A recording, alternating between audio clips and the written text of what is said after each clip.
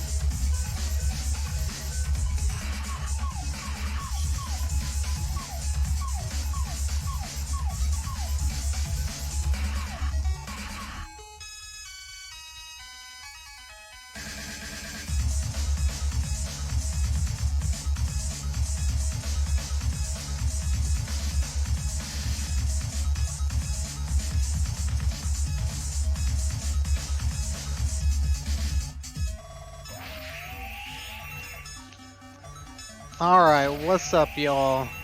I just found out the new Homestar Runner Halloween tune just dropped, and it's not even a cartoon, it's a game this year. So, we're just gonna end the stream now, and I'll see you guys later. Thanks for coming.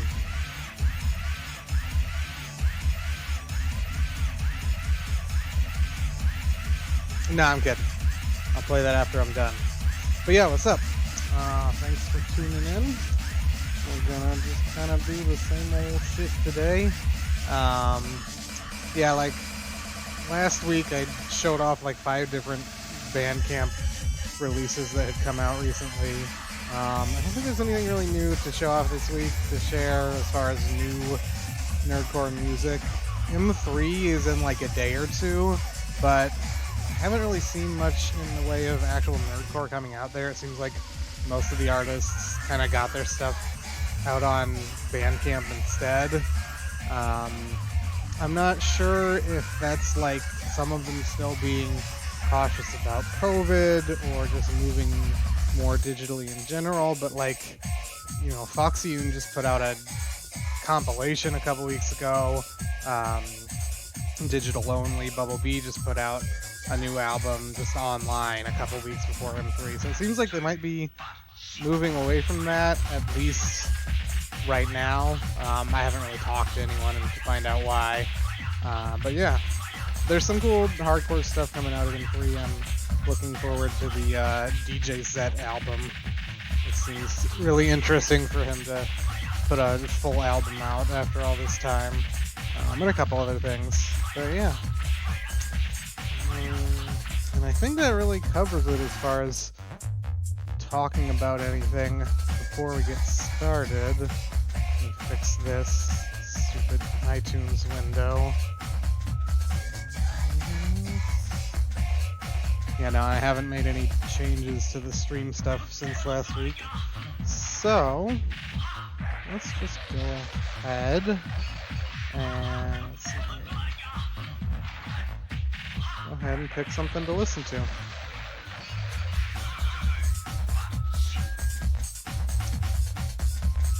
What page are we going to get? Page 147. Take a look on my end real quick.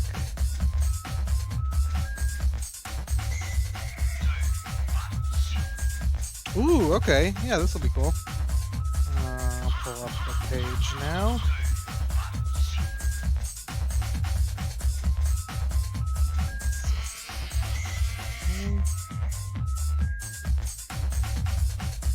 What do I have? So this image is not exactly positioned where I want it to be. Oh man, let's have it. No. We're doing it live. Alright, I should have hid this also. There we go. Now we're good. Anyway, this page is this the only page, or does it go on to the next page? So yeah, this is the one single page for the group Nyan Nyans. This is more or less like a... I wouldn't call it a Honda Lady side project, but it's a two-man group from Maru from Honda Lady and another guy, Uenov. And it's kind of like techno pop, synth pop type stuff. A lot of like covers of kind of older pop songs and that sort of thing. But it's all themed around the Olympics. So they would only perform and release new music on years where the Olympics were occurring. They put out, that's why I was checking it to the only page. They put out a whole bunch more music last year in anticipation of the 2020 Tokyo Olympics, and then said they had always said that if the Olympics came to Tokyo, they would break up. And so they put out a bunch of music and then said they were breaking up, ending the project. And then the Olympics got delayed, so they came back and did like one more release. And all of that is available. I think they actually have their own Twitter. Let me link it real quick. So Maru started up a mostly digital label a couple years ago called Twisterella, and all of the new Nyan Nyan stuff has gone out on that. Let me see if I can find their Twitter here real quick.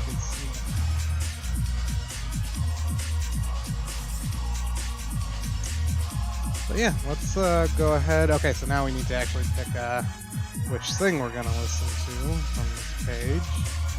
So we'll do 1 through 8. Skip the info box. A lot of these are short EPs, so we'll get through them pretty quick probably, but... Oh. Okay. What is that? Number 6. Okay, yeah, that's one of their mini albums from 2014. Yeah, okay, so that was actually the only thing they put out in 2014. It's a little longer, 7 tracks. But yeah, let's go ahead and cue that up. It'll just take a second here.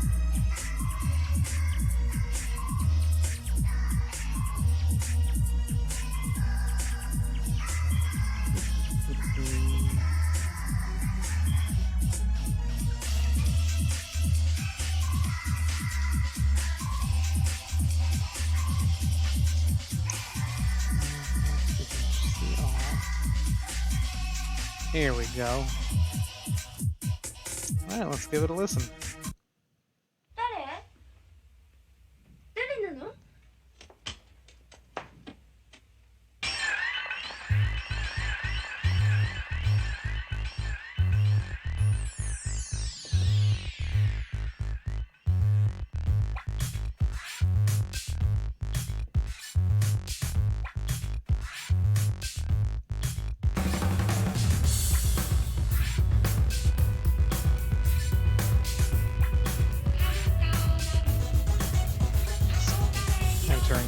album info here real quick.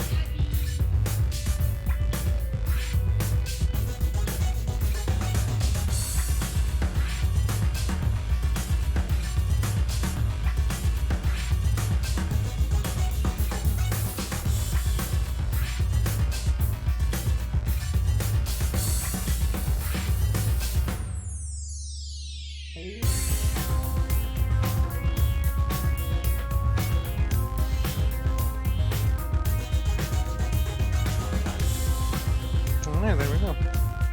Yeah, unfortunately, I don't believe any of the older stuff prior to the 2020 stuff is available digitally in any way. So it would be nice if they put that out at some point.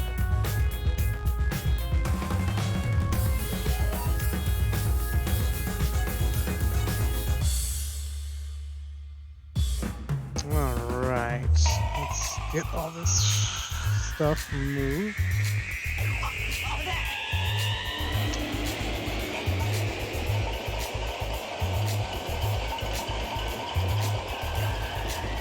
Yeah, this is definitely more on kind of the periphery of the nerdcore techno front. I don't think they would really describe themselves as nerdcore techno at all, but there's a lot of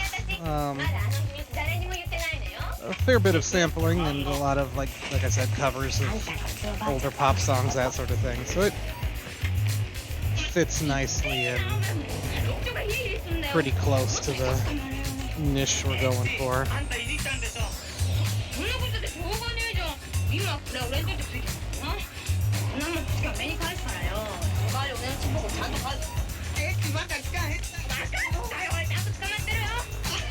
Alright, and I'm gonna get started building this train station. See how I did this episode. I just got inner box.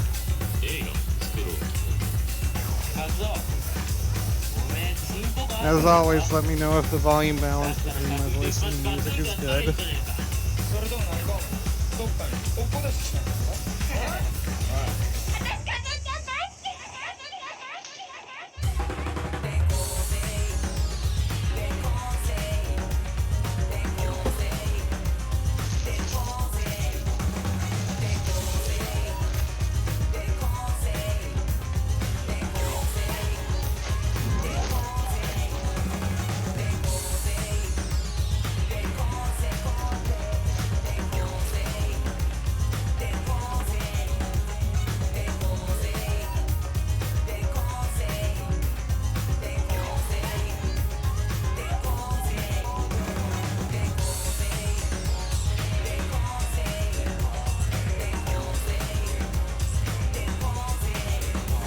Have to get all my stuff right, proper layout here.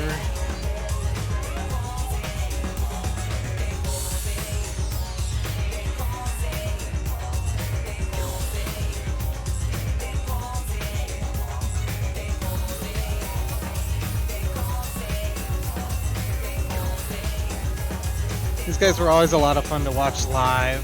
I can find a good picture of their live get up here. Well, here's a good. Pull up this image.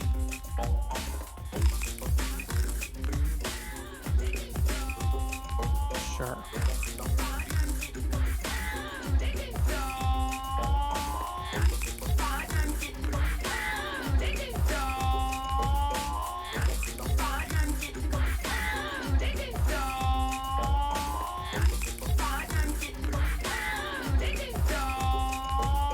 Hold up.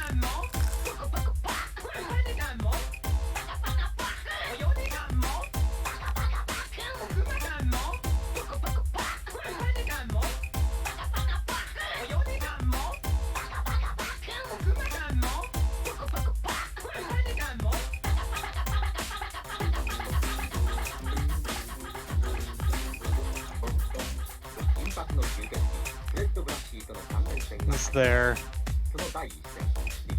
artist shot for 2020. I always love when artists or groups just go all in on a really very specific concept. A lot of fun.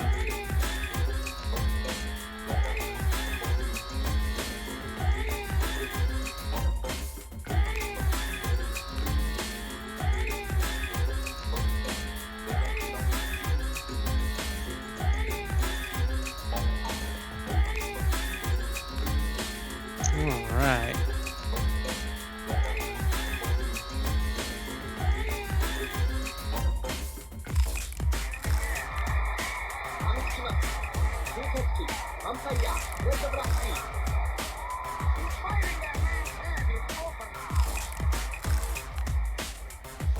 Yeah, so far I have pretty much no clue what anything being sampled in this is, unfortunately.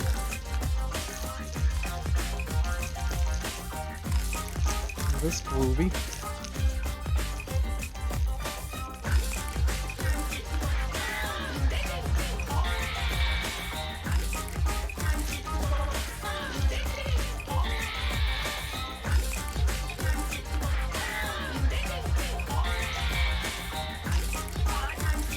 Yeah, I would say I'm a little more familiar with their 2012 stuff. They put out like 2 albums and re-released their first one then, so I was listening to a lot of that, but then 2014 they just put out this one EP, and I think there was a whole lot of other stuff coming out around that time too, so I got lost a little more easily in the crowd, so it was nice to go back and listen to it now.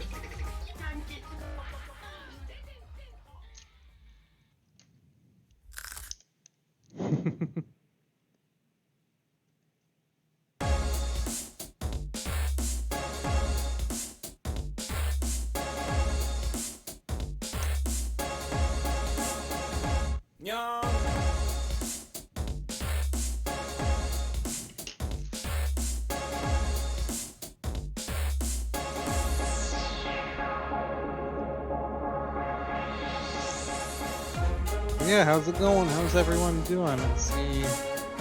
We got a few pals in here.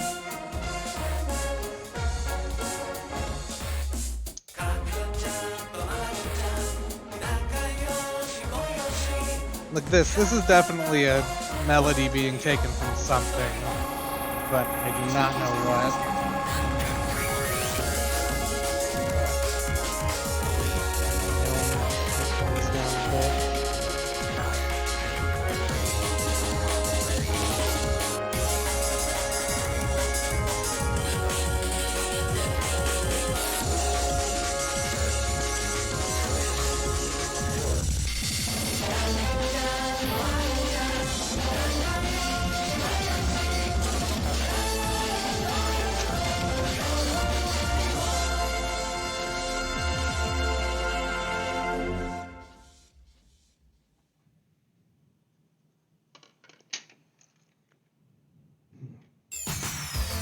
Last week I started building the train from this set, and then I finished it off stream. Got the little motorization thing all set up, and now the train moves. It's not something I would ever get into, but I can see why people enjoy model trains in general. This is great.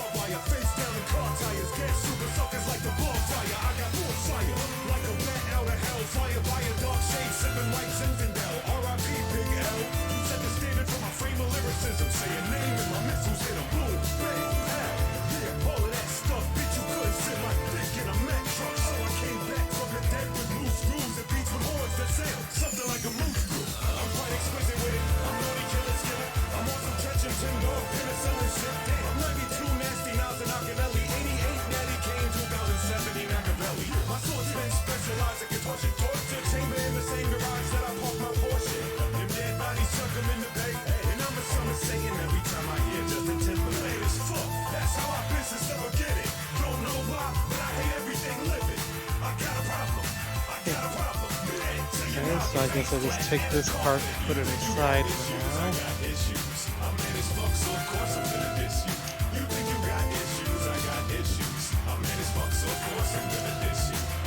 the name of this track.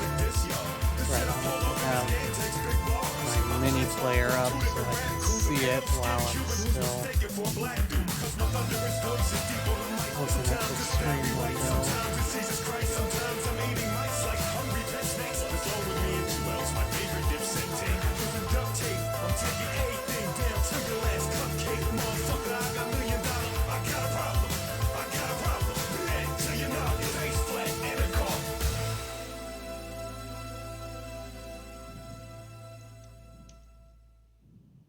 Oh, I did that wrong.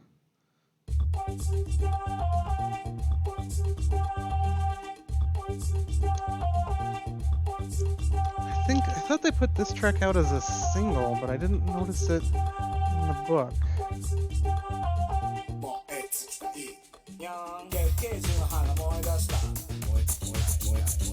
Oh, I think this was the second track from the previous... Yeah, okay, this is the second track from the previous EP. So, they put it out on a single, or an EP, whatever.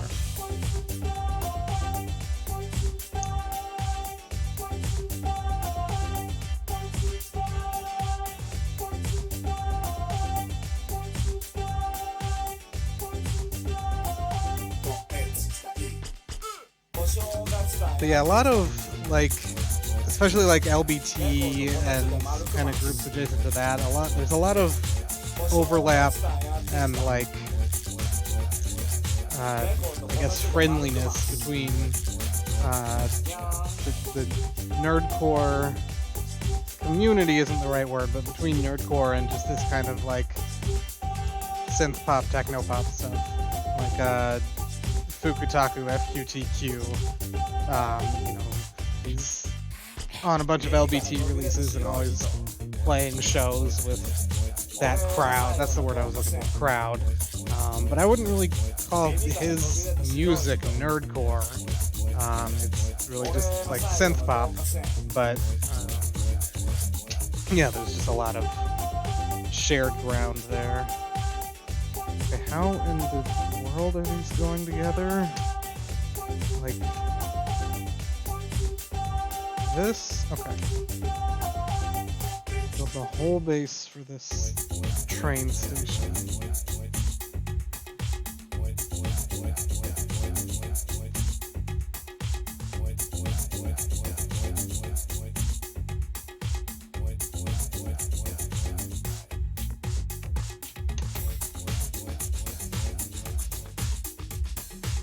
I always find the big buildings kind of the most satisfying type of Lego set to build.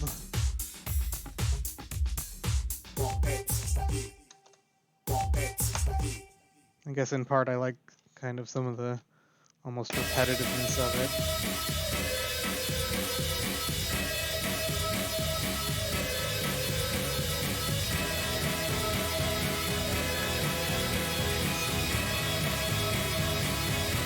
Yeah, there's only 2 tracks left already. Just a quick little EP.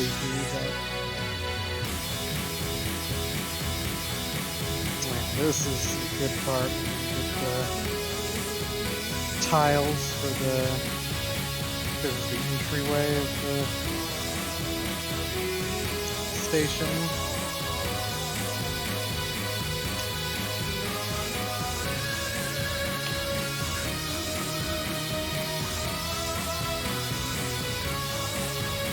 Okay, so I do have that light shining. I need to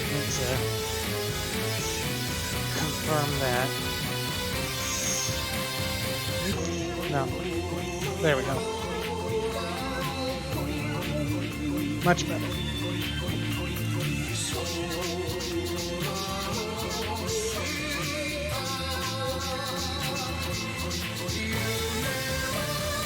Yeah, again, I don't specifically recognize it, but this sounds like a cover of something.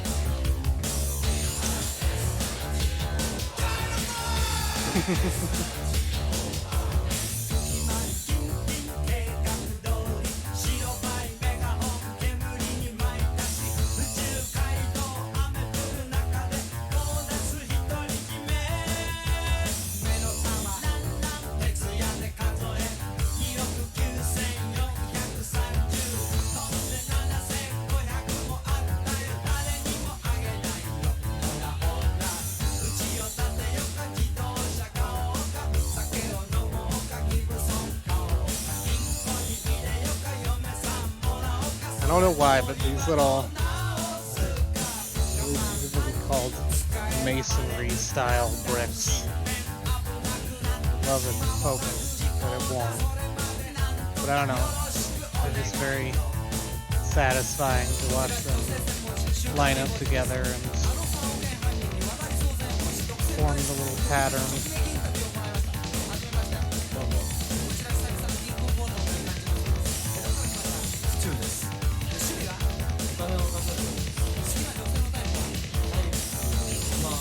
To me, at least, things like that and like having these clean tiles on top of most of the parts that makes like the last, I don't know, 10 or so years of Lego sets a lot more visually satisfying to look at than really older ones. I know that there are people who would strongly disagree with that, but they're not here.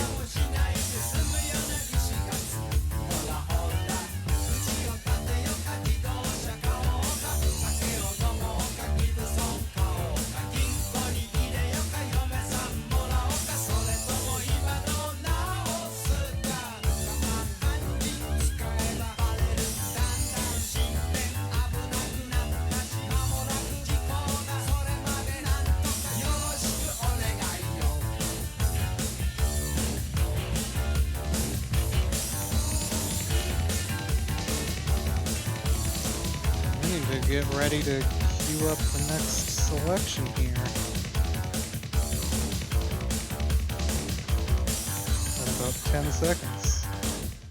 7年前のあの3億円事件は暮れの10日時効となった。All right, let's pull up something new. Where's our random number? Got to do a couple things here actually. Okay. Yeah, I've got my Twitter tab open. Don't worry about Ice Cube trending. It's fine.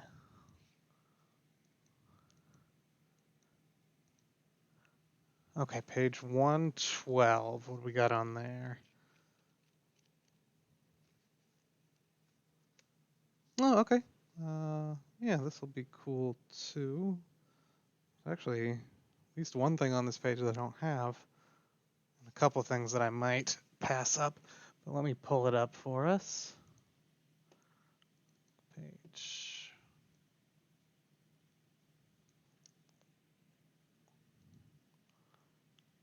So on here, we've got, so at the top, there's the last couple at that time releases from Toy Label. And I don't, if we landed on either of those, I think I would probably skip those just because they're pretty recent and they're up on Bandcamp. So they kind of fall out of the scope of trying to expose people to music they otherwise can't hear. But yeah, below that, we've got UNK Records, which is Tinchu's label. I talked about Tinchu a bit, I think last week, because I did my t-shirt selection, a Tinchu shirt last week, and I just remembered I needed to talk about my t-shirt for this week, but we'll get back to that. But yeah, they're kind of like a otaku pop, net pop group they got a lot of attention in like the early 2000s for a couple songs that went viral on Ni Channel, 2chan, and had like associated flash videos for them and stuff. But yeah, let's see what we pull up from here. So we're going to go 1 through 8 again. Okay, cool. So that's 1, 2, 3, 4. Never mind, I don't have that. This is like a bonus CDR. This was just one of those things in researching the book And I found and saw somewhere that, oh, if you pre-ordered this album at Tower Records or whatever, there was a bonus CDR, so I had to include that info in my book, but I do not have that. So let's try again. 5. Okay, so that's the previous one. Love. Okay, yeah. So that's their third album. Let's start listening to it.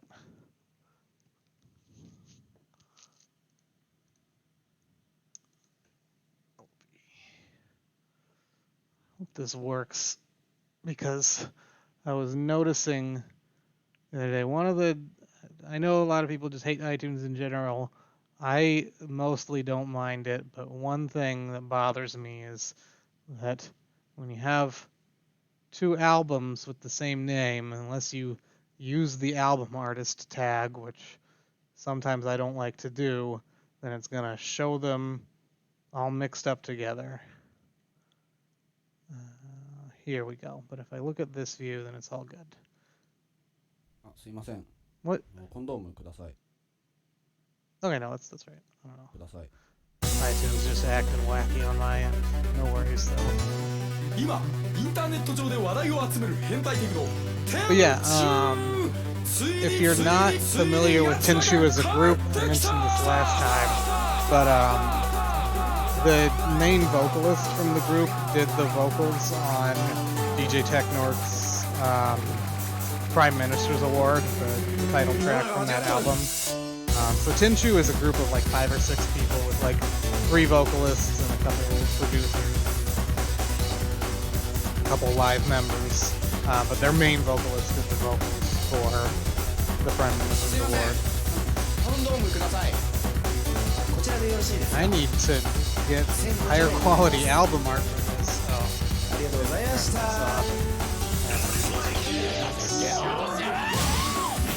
Yeah, I'm seeing now. I got, a little while back, I got an Apple TV and then picked up an Apple TV 4K, mostly just to listen to music on my stereo system. But using that, I noticed much more all my music with really low quality album art. And I'm like, I need to go through everything and upgrade what I can. こちらでよろしいですか。1050円になります。ありがとうございました。すいません。コンドームください。こちらでよろしいですか。1050円になります。ありがとうございました。すいません。コンドームください。こちらでよろしいですか。1050円になります。ありがとうございました。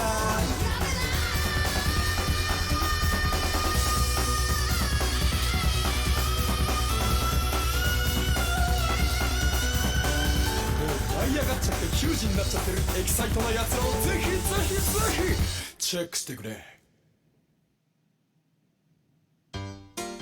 Okay, yeah, let me adjust it down a tiny bit. Thank you. But yeah, I think this was right at the end of 2001. So I think this was like on the heels of them kind of getting that popularity. So this is their 3rd album. Their 2nd album, I think, had the couple tracks that got really popular. Tokyo Underground and I think Otaku Navigation also got fairly popular. And so then this would be... Oh no, Tokyo Underground is on this album. Okay.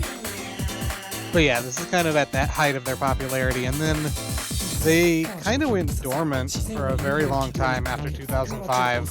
So they put out their 4th album in 2005, and then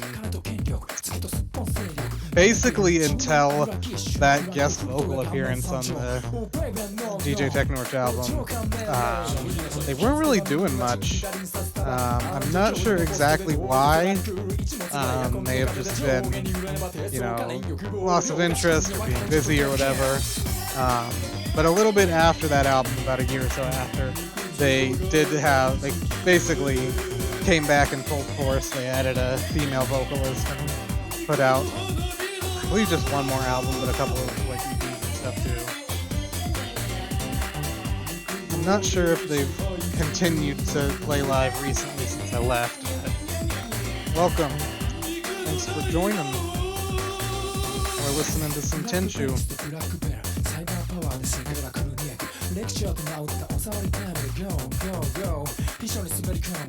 Listening to some Tenchu and building a train station.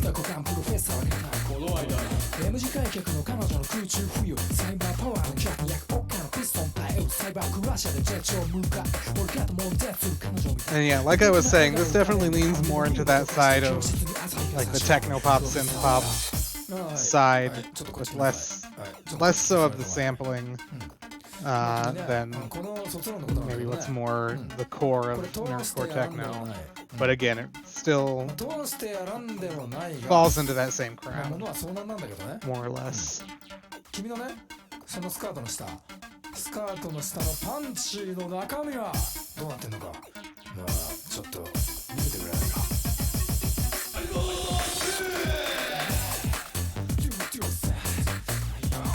Oh yeah, I was supposed to do this briefly. Actually, no, I'm gonna save it till the end.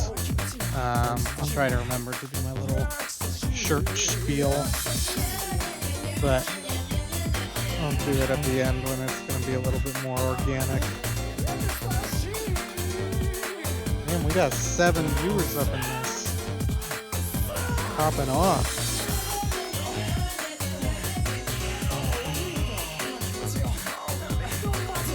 I missed a brick somewhere. I'll figure it out.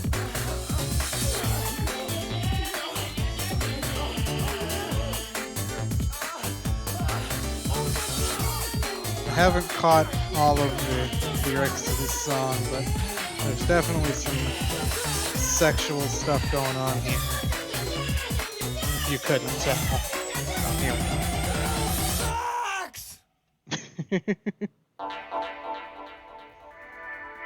Okay, yeah, so this is their big track that it's got like a flash video that goes with it, and it was all over the net back in the day.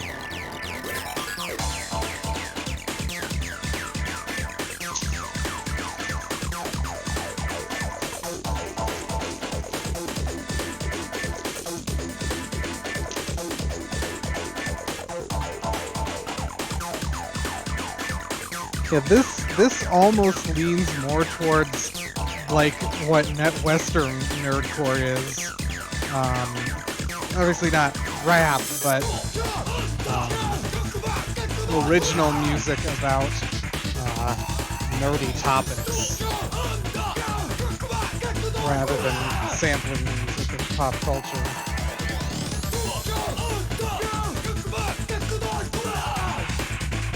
I was just trying to think of, because I couldn't tell you exactly what the lyrics of this song are about either, but I was trying to think of just kind of a general comparison. And I was like, this is like an MC Frontalot track in terms of just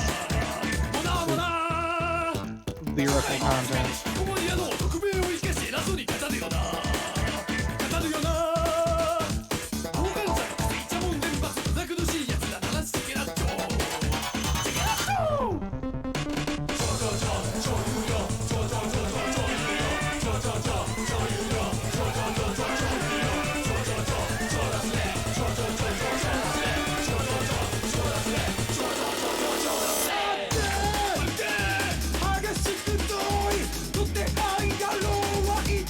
Alright, y'all. It's time to get goofy in here.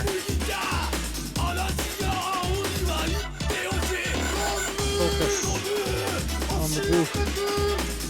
Not gonna focus on it.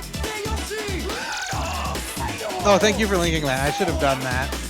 I guess I didn't want to be like, hey, stop watching me and go watching this video. But yeah, thank you for posting that link.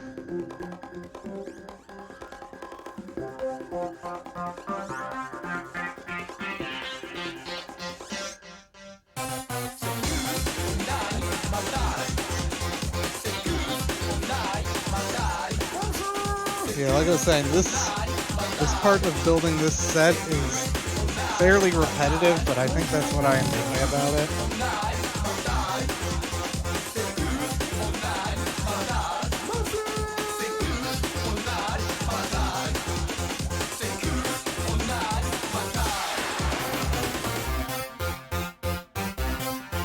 Watch it later or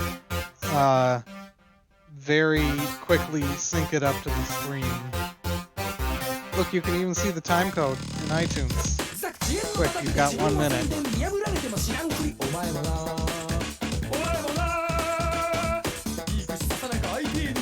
Totally put that in the wrong spot.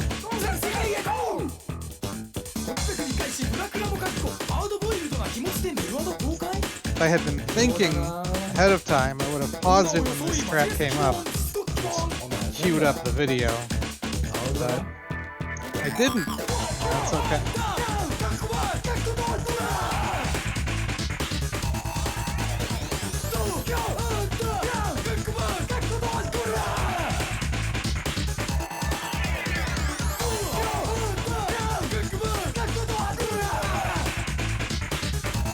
And remember, as always, if you're here, you're earning nerd coins that you can use for rewards.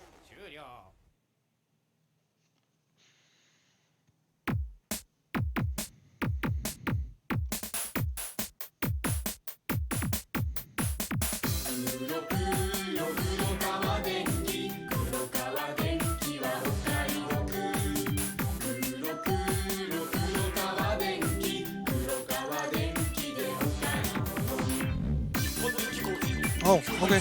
Thank you.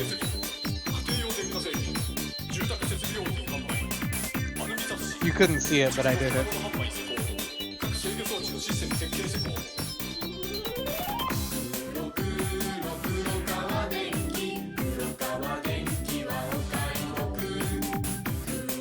I'm not sure if this is a cover of an actual, like, jingle for Kurokawa Denki, but I would not be surprised if it was.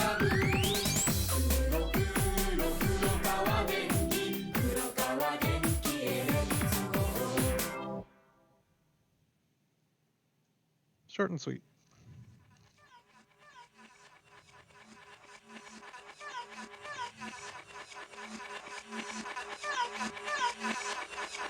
This track is called Early Morning Samba.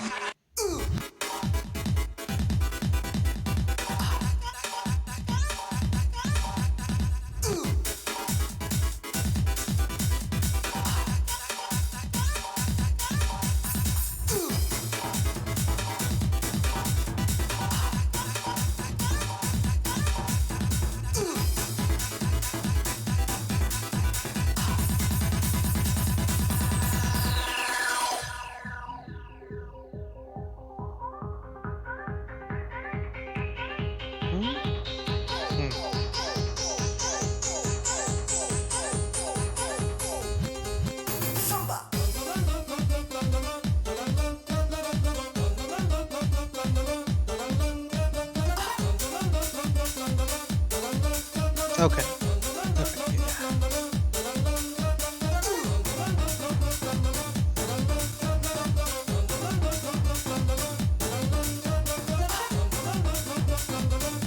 I'm not sure how far into the building of this station I will get during this stream, and I'm not sure if I'll just finish it off stream or save it for next week. Although I'm not sure if I'm going to stream next week. I'll get into that later. And I think I need to plug in this headset. It just gave me a beep.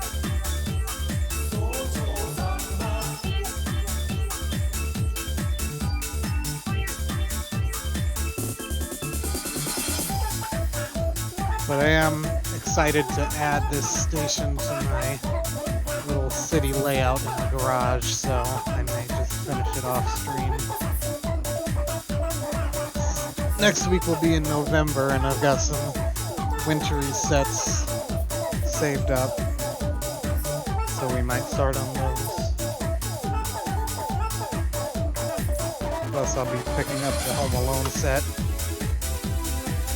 halfway through the month.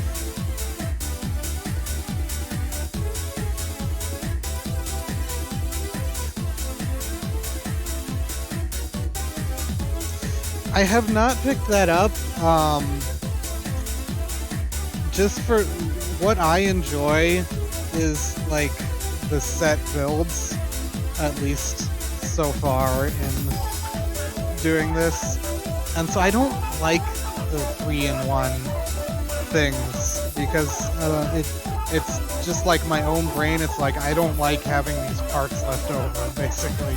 I know the main build uses pretty much all of them, but yeah, like I probably will pick that up at some point, but it's like kind of lower on my priority list.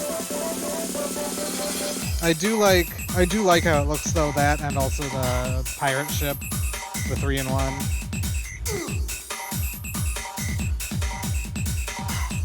But also, I'm out of room already, basically. Like, I just, a couple weeks ago, went and reorganized everything. And I have a layout of modular buildings and the train track around it and road plates and everything now. But yeah, I'm basically just out of room.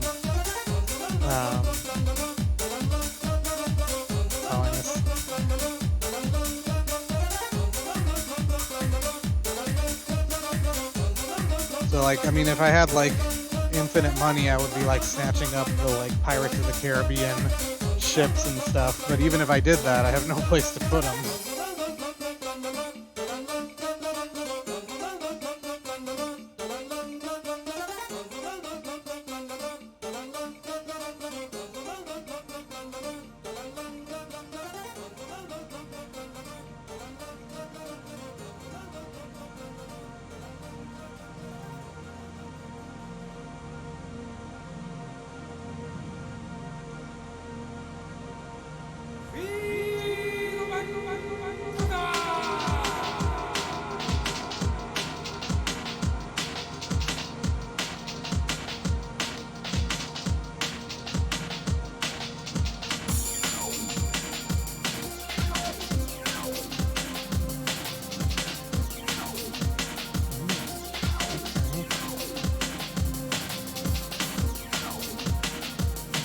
One of those steps where it's like, do the same thing 5 times.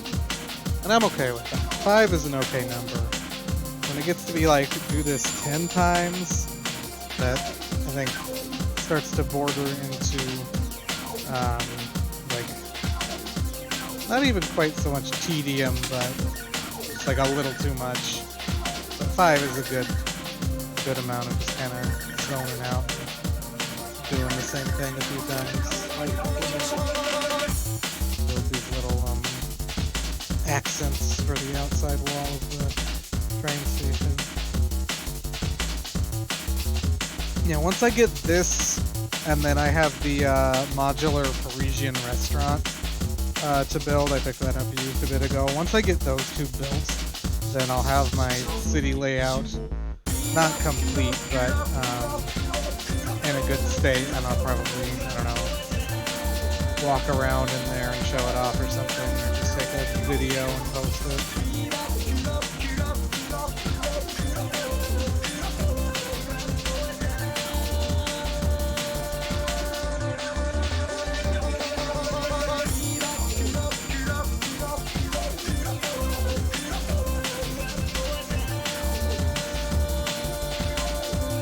Where is the key thing? There it is.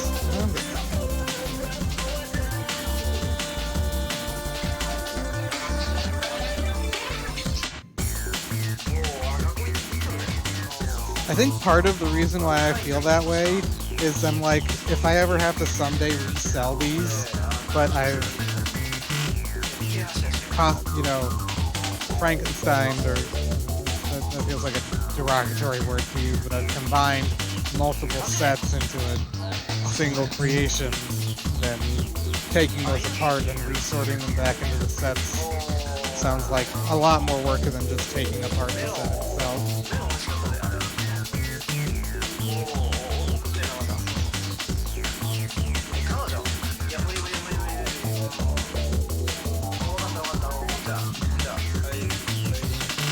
I do have a few sets though that I enjoy the idea of just taking them apart and putting them back together again.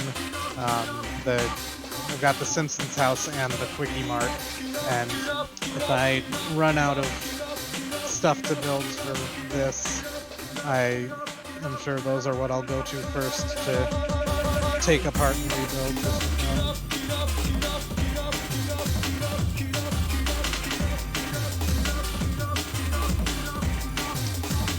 The Ghostbusters firehouse also seems fun for that, though I'm a little more scared of taking that one apart just because I know the reddish brown, yeah, this color of bricks that make up most of that. I wouldn't ever want to, but like if I move back to Japan someday, I don't think I physically can bring all this with me. So that's like the main reason I've had to legitimately consider it.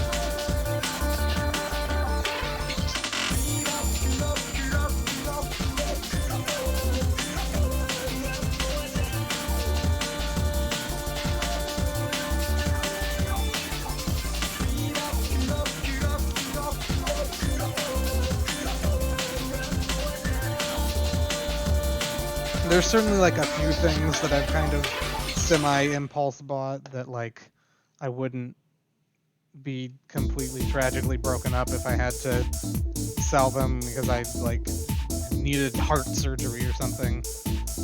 But no, like I definitely agree that like most of these, if it were up to me, I would never part with. But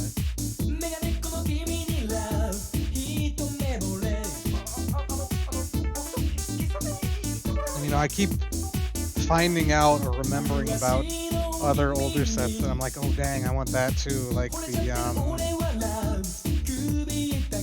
Speed Racer sets. I remembered those existed and I was like, damn, I actually want those.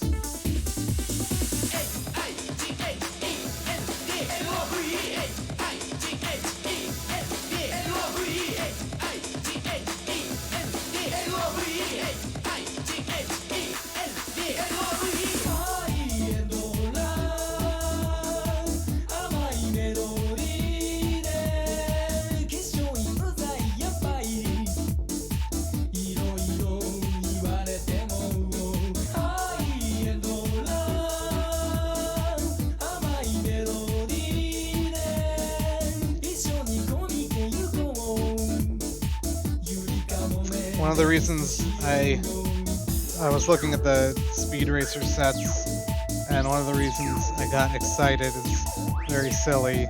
So I had never noticed this, and then my girlfriend pointed it out to me a while back.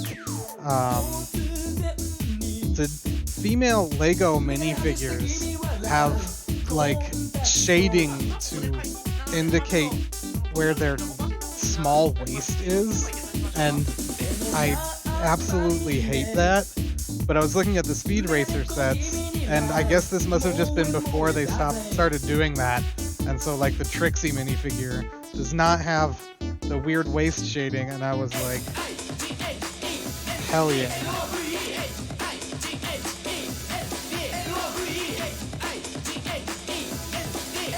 Oh yeah, I can't imagine having to do that. Yeah, I'm gonna see if I can find an image here. I don't think I have. Let me actually go. I'll just pull up an image. Yeah. But yeah, regarding your collection, yeah, I can't imagine having to sort through that, but I'm glad for you that you have no desire to.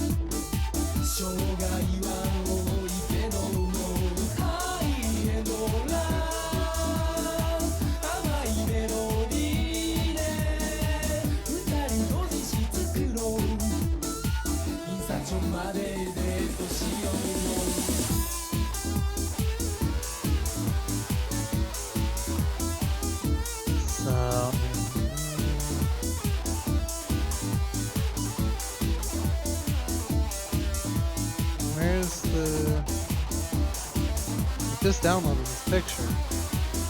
Where is it? Oh. The modification date did not get updated to when I downloaded it. It's so arbitrary whether when you download a file it keeps its original modification date or if it gives you right now. But anyway, look at this black area.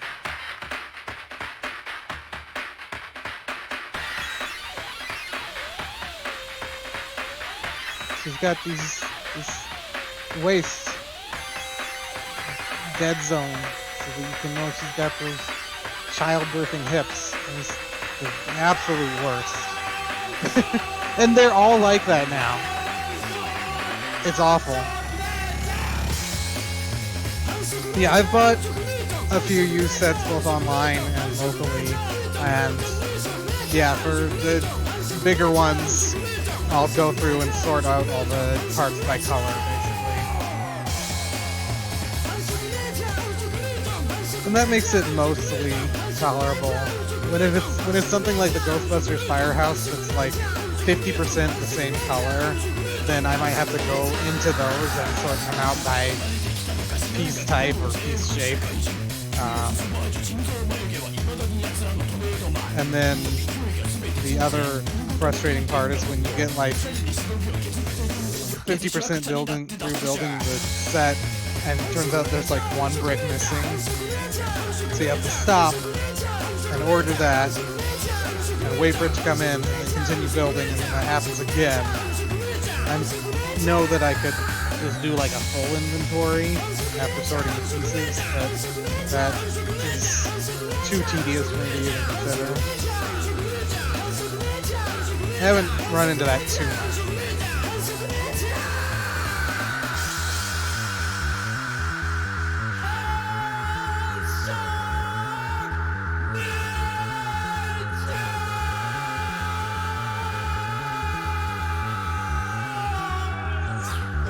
But yeah, I do not need my Lego minifigures to have sexy hips.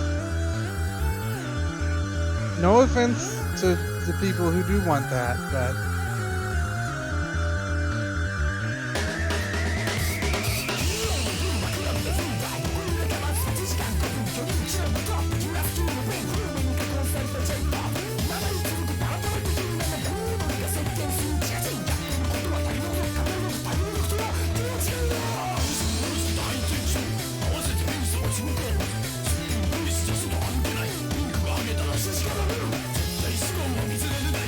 got a nice wall coming together here with a couple doors in it.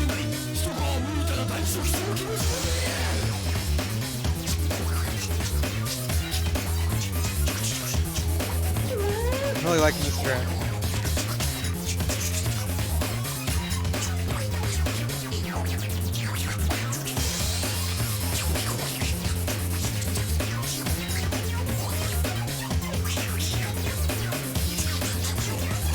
Weird mouth sounds.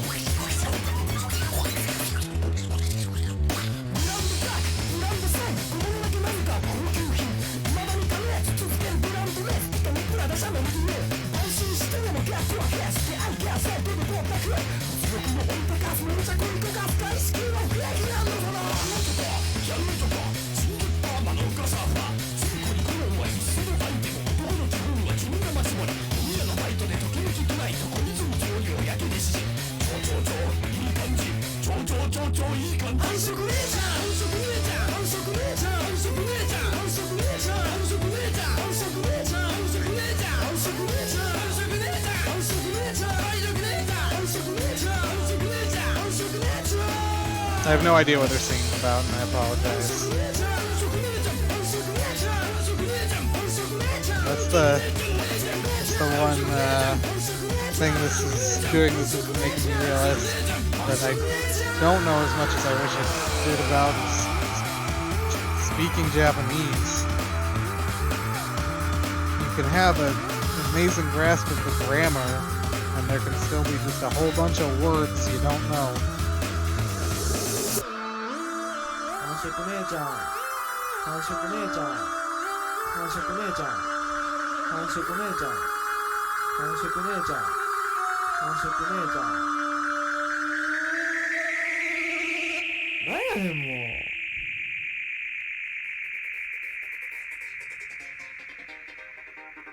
I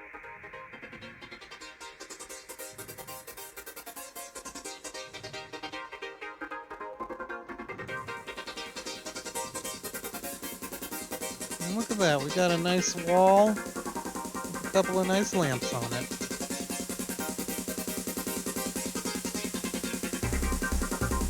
This is actually, I know the finished thing isn't quite, but so far this is actually just really similar, visually similar to the Ghostbusters Firehouse with the accents on the corner and this color of brick.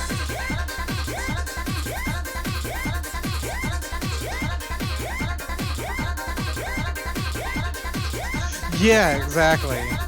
Yeah, just the slang and colloquialisms that I'm not going to learn from any textbook.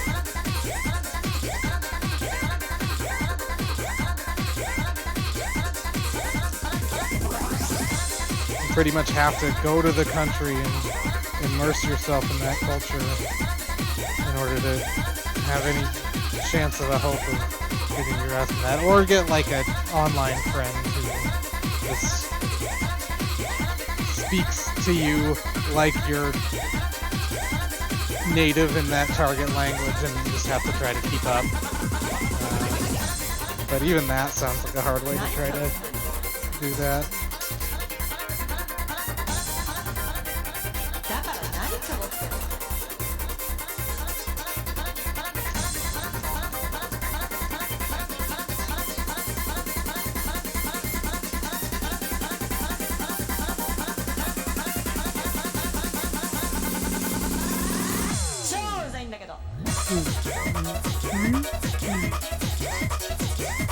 Alright, I was looking at the wrong page.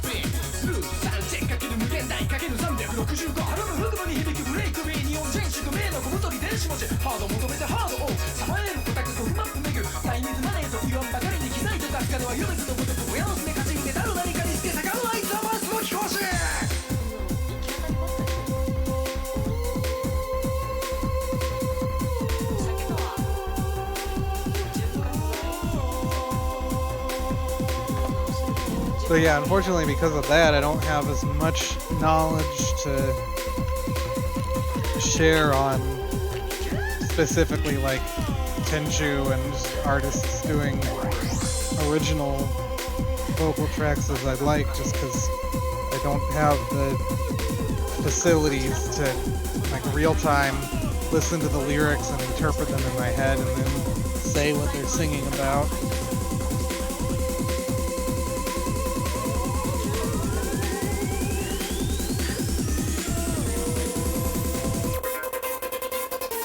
Very impressive when people can just interpret live without missing a beat on things. I had to do some interpreting, just kind of impromptu at Anime Expo for a panel once, and like, I did my best and I did okay, but that's because the guy was giving pretty short, concise answers, and even then, it was extremely stressful.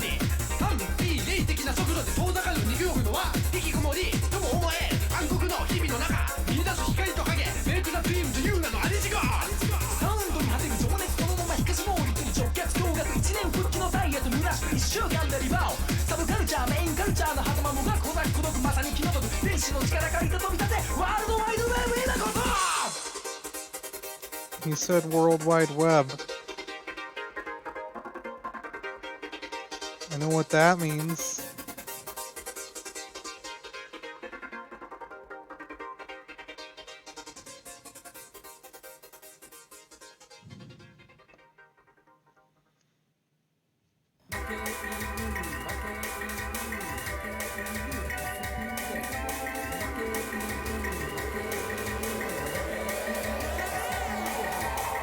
Yeah, in hindsight, I almost wish I had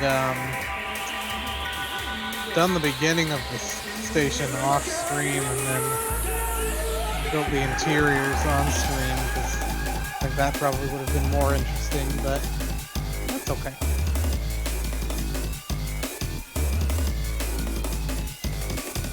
But yeah, like I was saying, I think I might take like a week or two off and like just kind of try and figure out a concrete schedule that I can use to promote what's coming up rather than just more random albums, and like maybe develop some better visuals and this and that. I still don't want to put so much effort in it that it feels like work, because then I won't be enjoying myself and what's the point. But at the same time, I do want to try to improve things at least a little bit, so that I can try and get just a little bit more reach to the kind of people who I think would enjoy listening to this if they knew about it.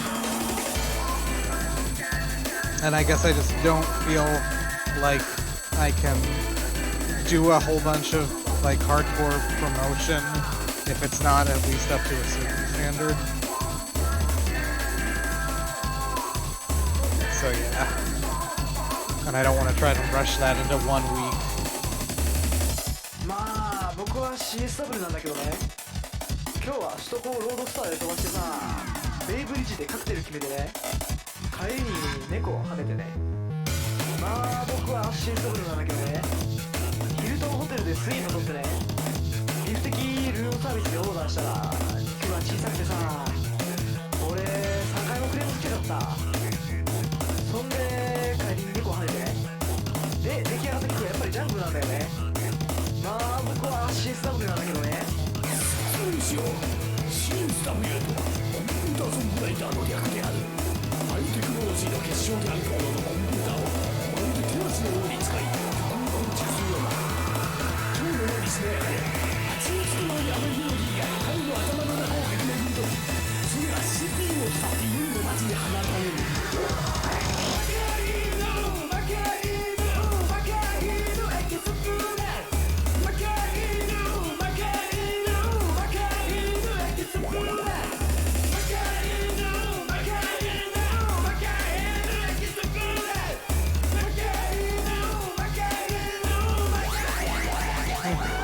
Lego stuck in my arm.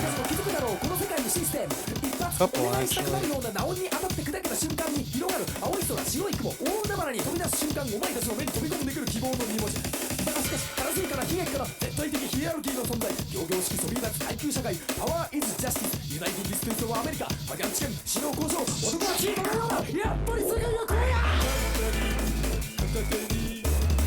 So I'm curious. So I don't keep up with much current music at all. Excuse me. So I'm not on the up and up, but I'm curious if anyone else knows or is familiar with. Is there music like this being made in, for example, America, just based on what you're hearing and my very basic description of the lyrical content being about nerdy things and the internet and stuff?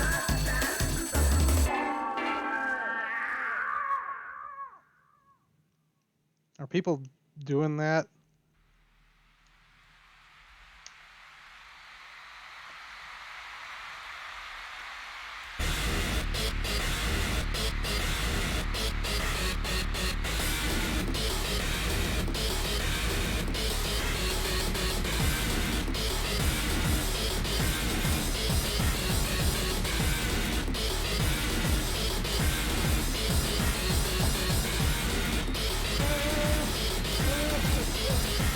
Because I know, so like, again, I'm not extremely knowledgeable about it, but I know there's artists doing, like, artists like Machine Girl and stuff like that, doing very, very generally the same sort of music, but, like, I'm curious if there's artists doing this kind of, like, electronic music, but also having, like, original vocals and lyrics and that sort of thing. Okay, yeah, that makes sense.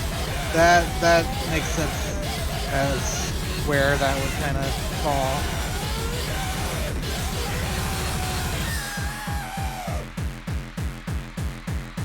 Okay.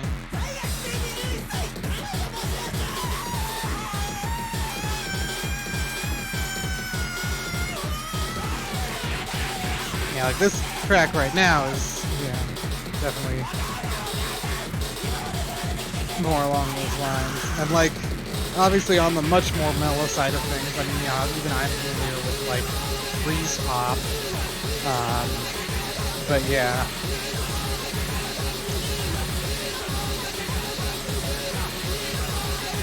Right, okay, yeah. It's you have to keep up with all the new genre and style names even. Which is not really a bad thing. Like, I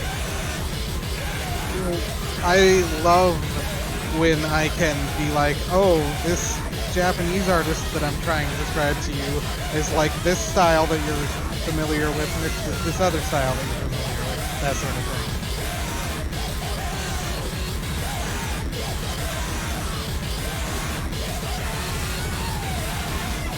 I just stuck 2 bricks together that should not have gone together. I'm a fool.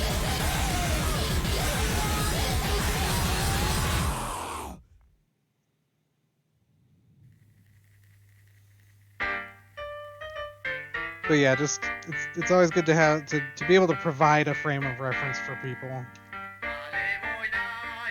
I need a brick separator. Fair enough. Yes, of course.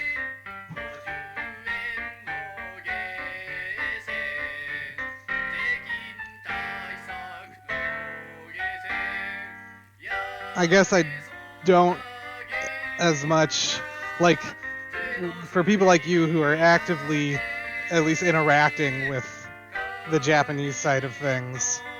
I kind of mentally sort that into one thing versus the other thing.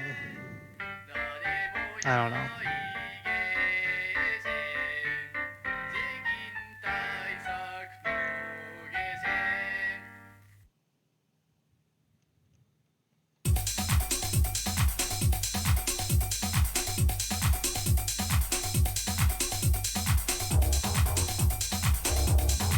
Or to put it another way, I guess I was saying, like, is this kind of thing be like, I mean, and I'm not even trying to say that it's something that's unique to Japan or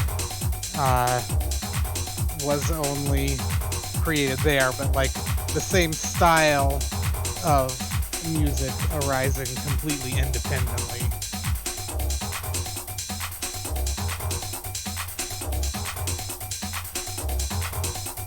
Yeah, and that's what I'm kind of trying to do is, you know, I'm seeing that there's this overlap in, I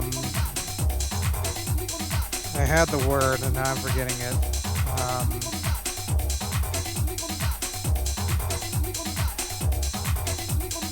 I need to think of this word now and it's going to take me a minute.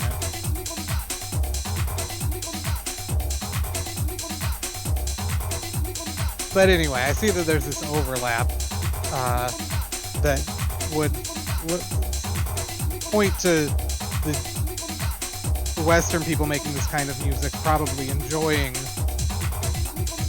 this music from Japan.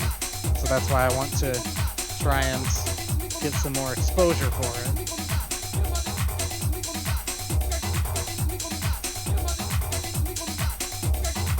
I'm still trying to think of that word. Sensibilities? Might have been sensibilities.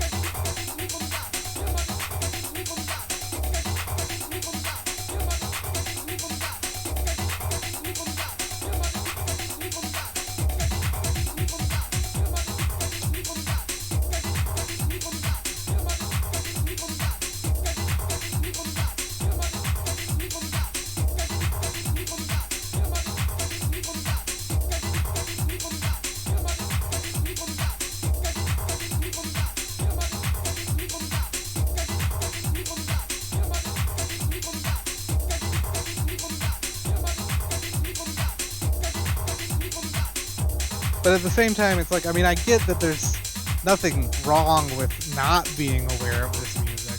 I just want to create the opportunity for people if they want to, since I feel like it's otherwise not really out there.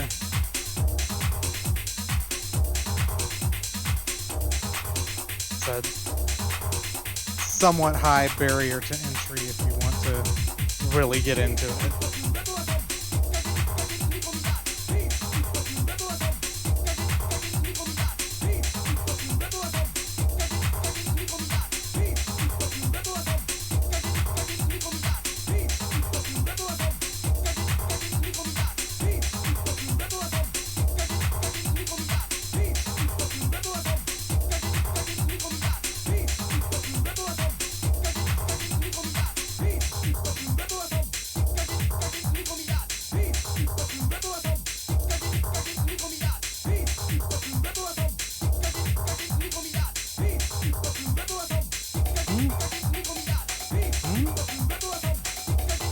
Ah.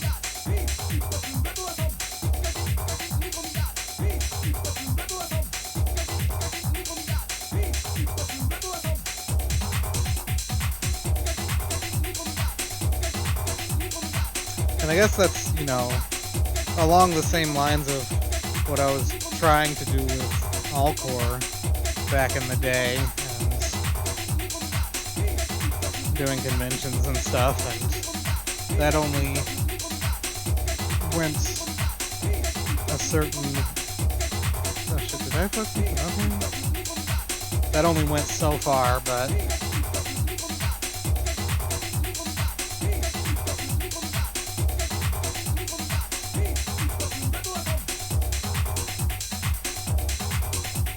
Am I missing a piece?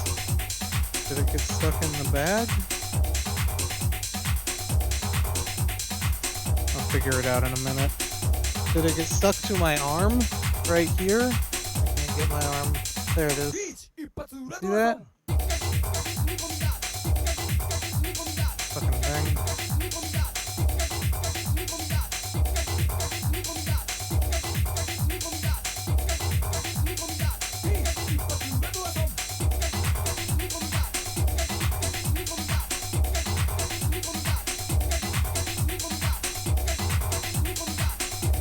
Light bulb straight. Alright.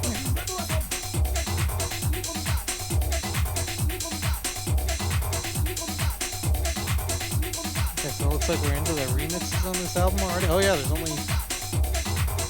only one more track after this, but it is 10 minutes long. So after this, I can probably put on one more thing.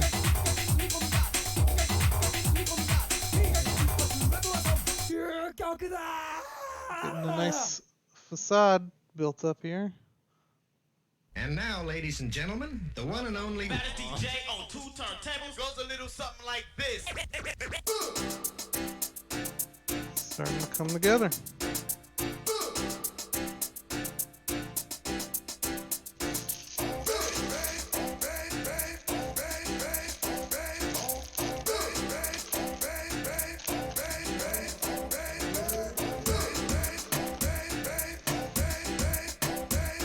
Should have thought about this earlier. I'm not sure if Tenchu even has a Bandcamp or anything at all, but I guess I could link their social media at the least. Find that for anyone who's curious.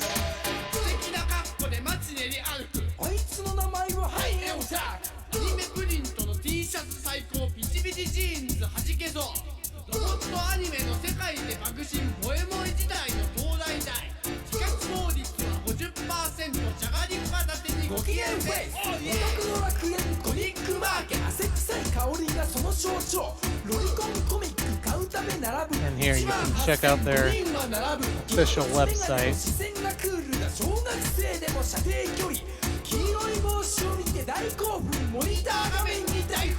We got some lyrics up there. They got a chat room. This website is under construction. Everything you could ever want.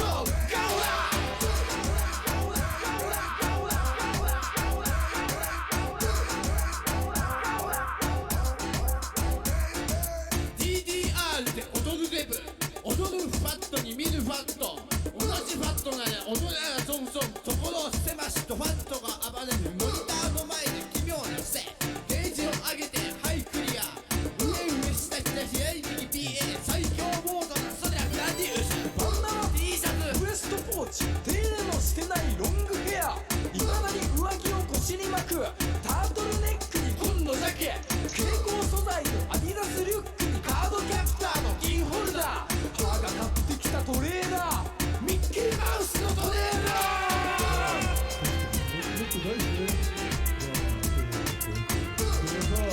Starting to get hungry.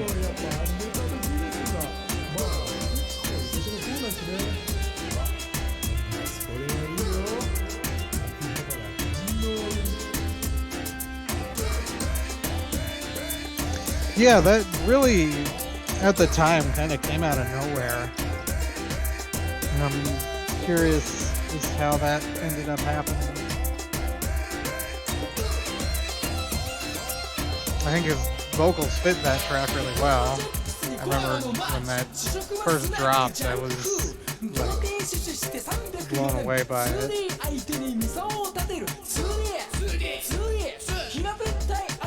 Maybe I'll toss that on real quick at the end of this album, just to play it real quick. Obviously, that's not in my book, so it's not gonna come up for us at any point. I don't know. Well, so it's gonna be lunch for me. I work nights, so I woke up at like 4 and had a little breakfast. I might make myself a little mini pizza. Got a little mini pizza press.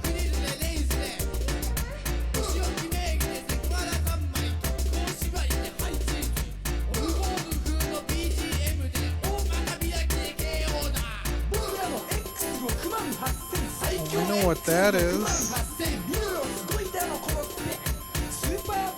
That's a video game.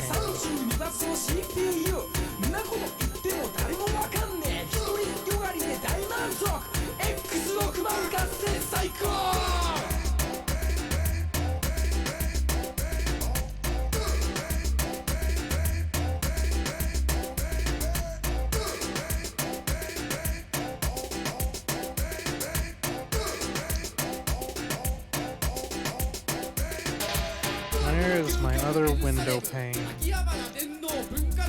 There it is.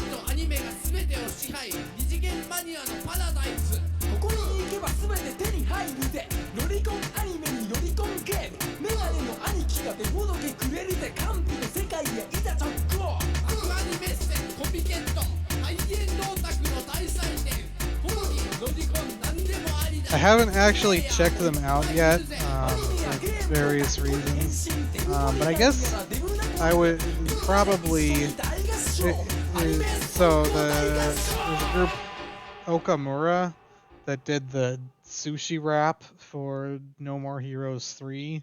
Like I said, I haven't listened to it yet, but it probably would make sense if they were making stuff that's in some way similar to this. That whole soundtrack for No More Heroes 3 and also Travis Strikes Again was produced and overseen by Kazuhiro Abo, who originated in the nerdcore scene way back when. And the soundtrack's got a track from Mondo Koro Takano, aka Leopaldon, and that album. Oh, does this have like a hidden track at the end? I see. Well, just wait for that to come up. I'm not gonna hurt the natural flow of it.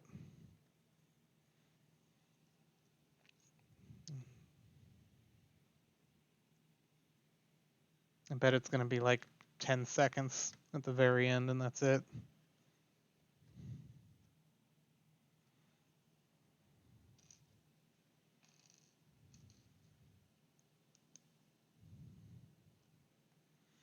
But we will wait. I've known a couple albums where the original release had, like 3 minutes or 5 minutes or 14 minutes of silence at the end and then a little hidden bonus thing.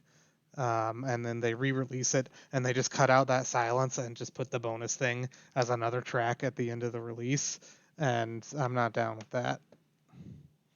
That's no good. Which thing did you Google? Oh, okay.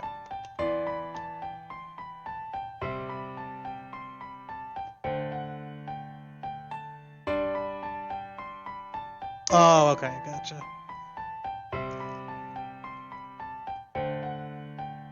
Right, I should be dropping the Discogs links for these albums. I think I did that last time. I tried to remember. I'll do it now.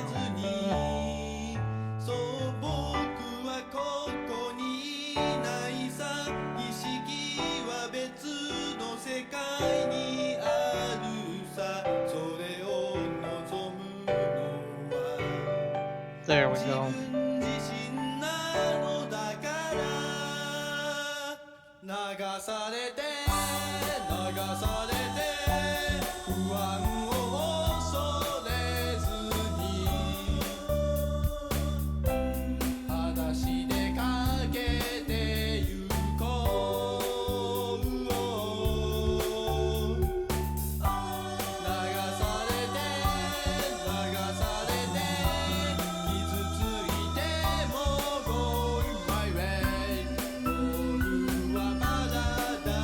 This also feels like it's probably a cover of something. It's a pretty common thing, is to stick a secret cover at the end of the album. Don't put it on the track list, and then you don't have to pay the royalties.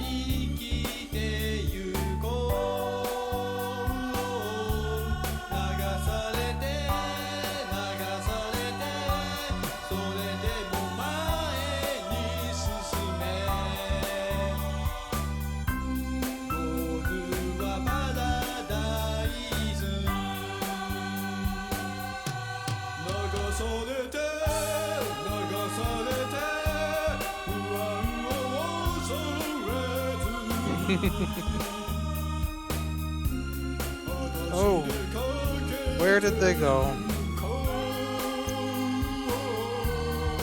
I have them, it's fine. Crisis of Earth.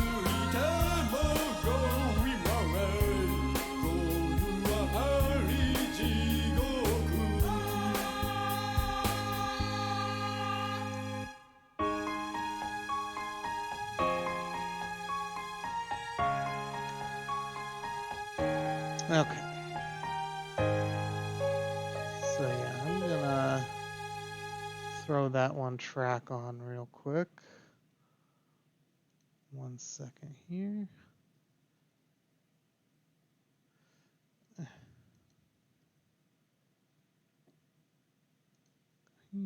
Go here.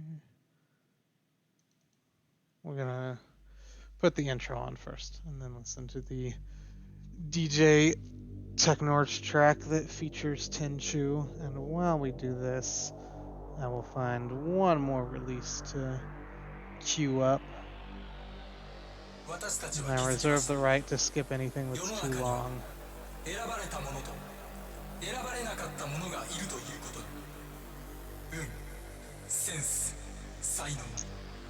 Page 166, getting a lot of stuff from the middle this time. Okay, so this is part of the profile for All Japan Records. So what we'll do is we will do a random release from All Japan Records. So that's page 169 through 174. I don't think we've done anything from All Japan yet, so glad we finally can. Okay, page 172. Great. I think I have pretty much everything on this page. Pull it up.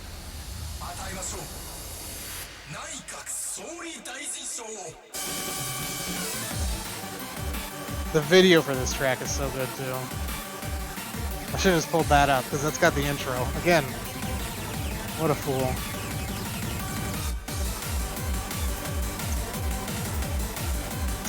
But yeah, I'm gonna just go ahead and pick a thing from this. I'll talk about All Japan Records a little more once we get into it.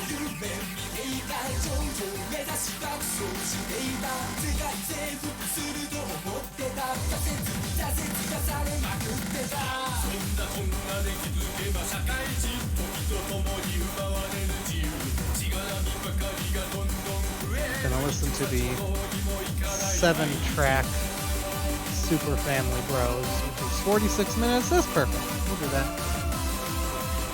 after this.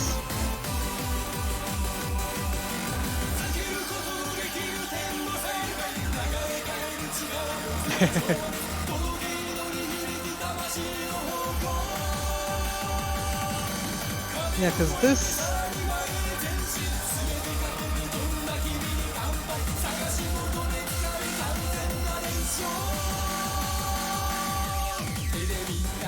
Okay, so yeah, this was right after those 3 singles. And yeah, those were all really good, and then this, yeah, on top of that, felt like just such a great progression. His sound.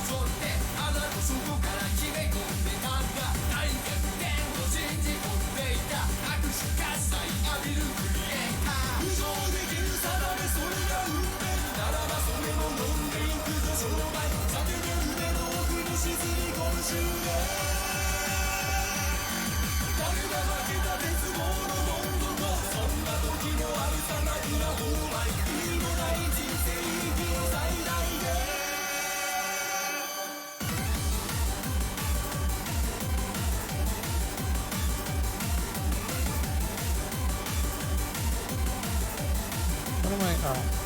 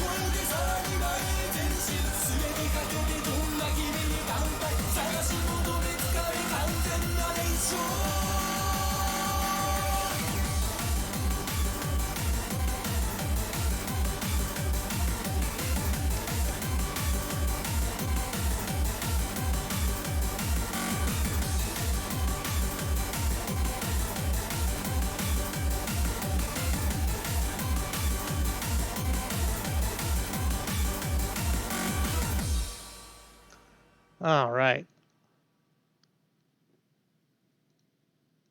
Come on. There we go. Okay, so parental advisory for this track. Sex noises. But yeah, so I don't know if I want to spend a whole long time describing the entire history of All Japan Records or Zen-Nihon Recordo. I have a big article about that up if you want to read it. I'll just go ahead and get that article link, in fact. Let's see.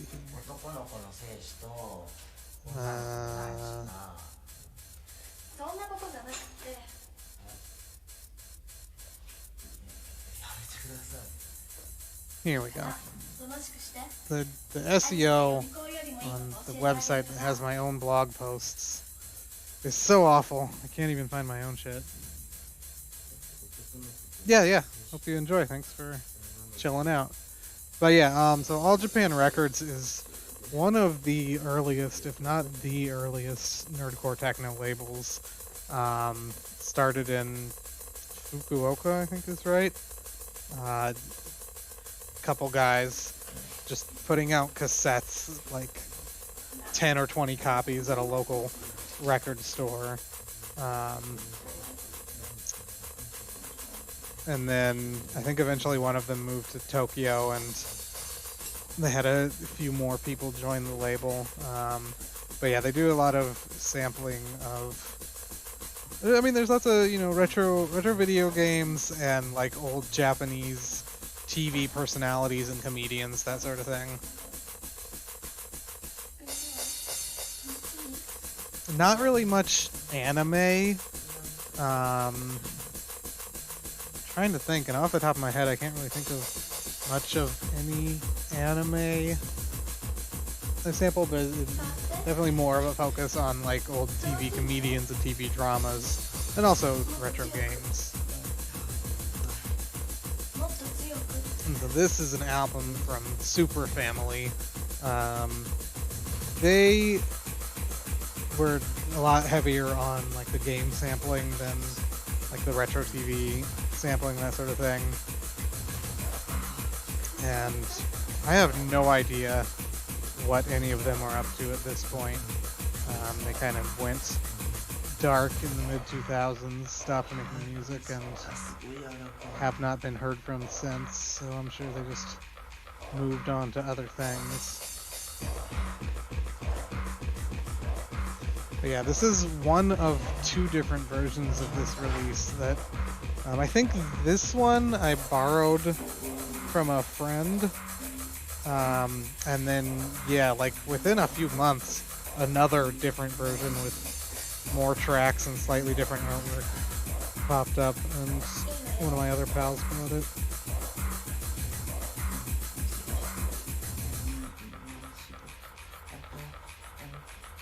Okay, yeah, this first track is 10 minutes long and has a bunch of samples from some adult video. I have not tried to track it down. I think that would be a hopeless effort, and I'm not sure it doesn't matter that much. But yeah, it builds up and it gets really good. This is definitely going to be more into the very heavy sampling and less so of the like techno pop, synth pop side of things. Bricks stuck to my arm. I probably need to turn this up a bit, actually. I think this album is kind of quiet. So up to like -6.5. That should hopefully be a good balance with my voice.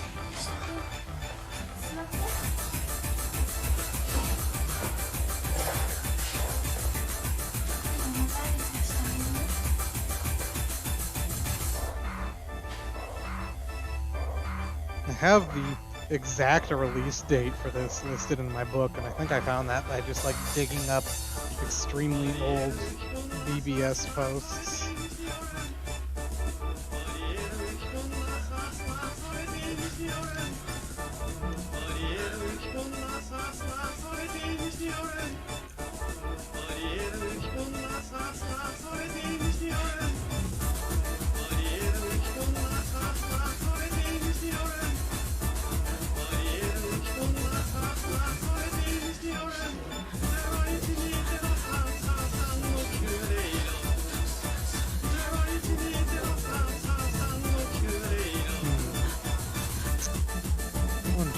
So all the things I'm building now are on the inside, which means they're not really very visible. But if I swing this around, then it's going to be hard for me to see the inside. Let's see what I can do here. I think it's not for very long. Here, how about we do this? That should work.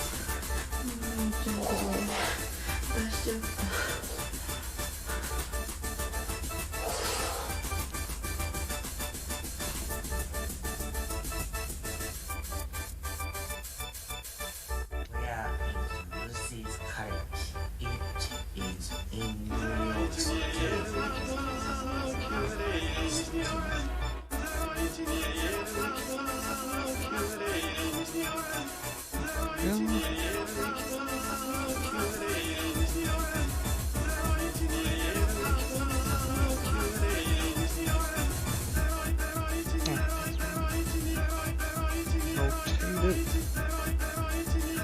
This is like, it appears to be a scale, maybe a luggage scale for the train station. I'll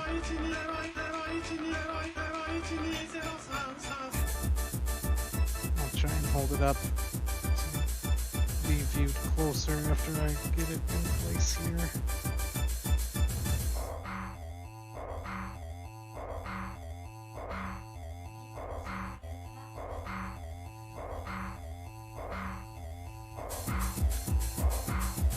Get locked in. Ugh. That's on there.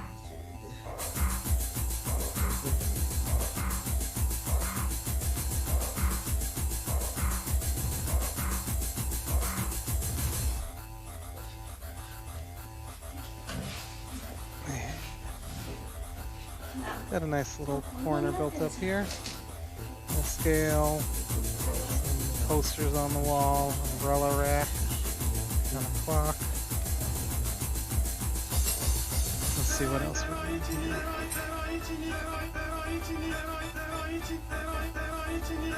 Okay, so in front of the window,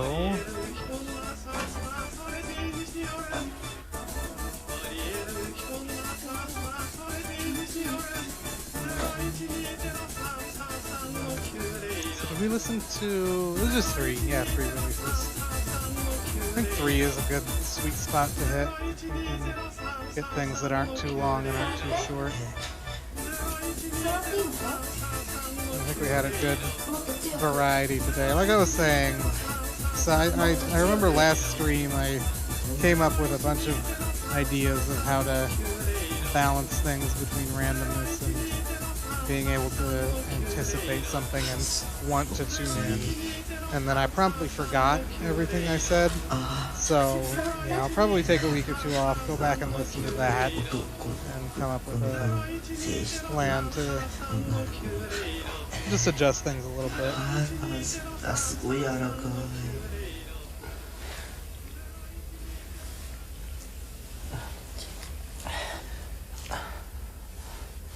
Send all of your children out of the room.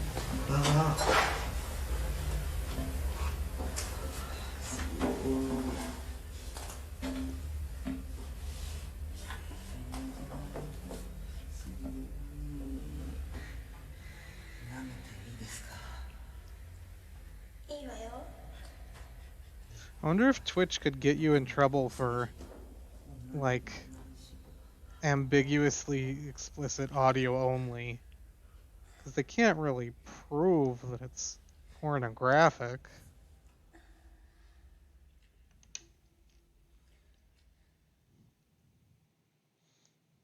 I'm gonna have a nice little bench here. And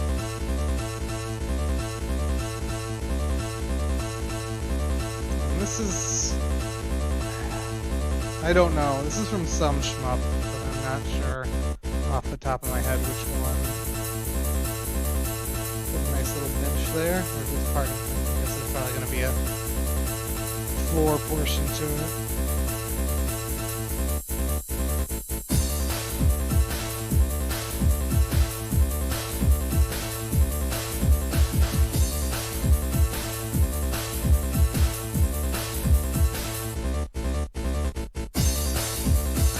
That's probably a good point, yeah. Yeah, I mean, I'm not like worried about myself. I'm just curious about the logistics of it and like how much wiggle room you could get away with.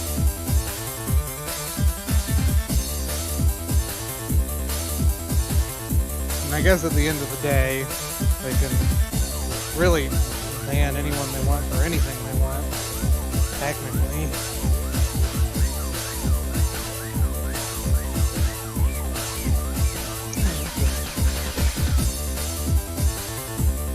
That is last two here. Yeah.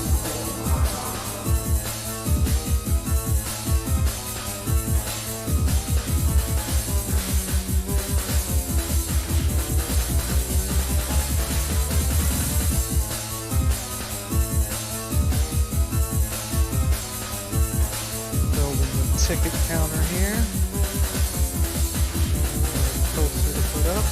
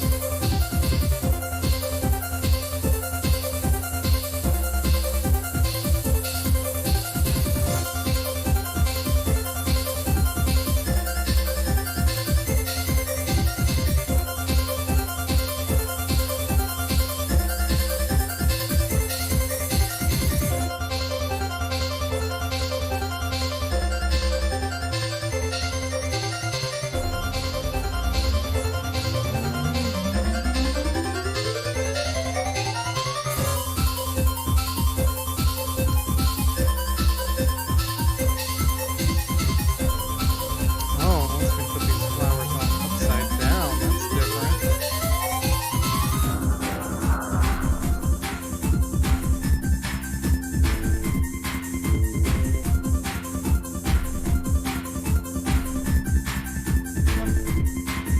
There we go.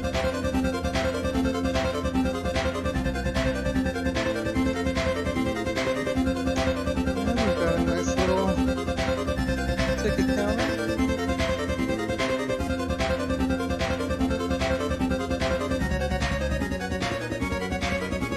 Come on, you can focus on that.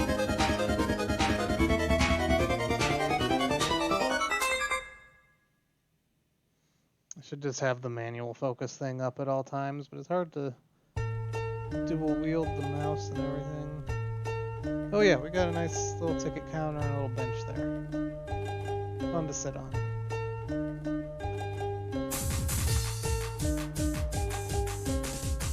That's what I think when I see a bench. I'm like, oh yeah, that's gonna be real fun to sit on. I can't wait to sit on that bench.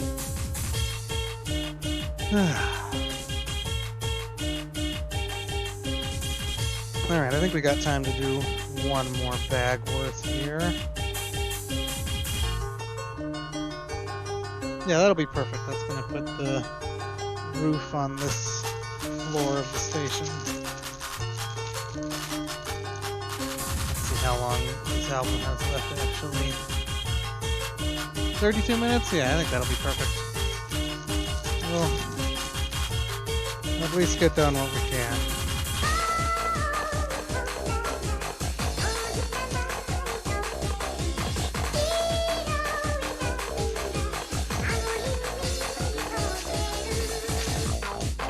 Now that I think about it, this song might be from an anime.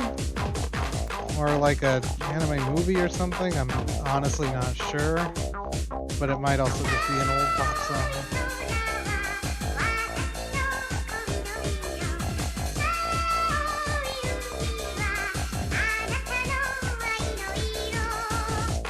Sounds pretty old. Got Chip or Dale. There we go. See, it's not that hard. Got a nice ticket seller outfit. Go ahead and stick him behind the ticket counter. I can.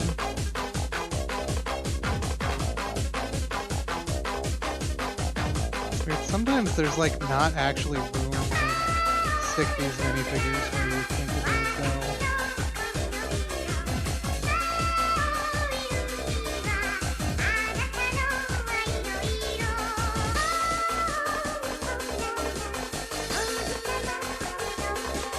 Yeah, I don't think you can actually go back there. I don't think there's enough room for him.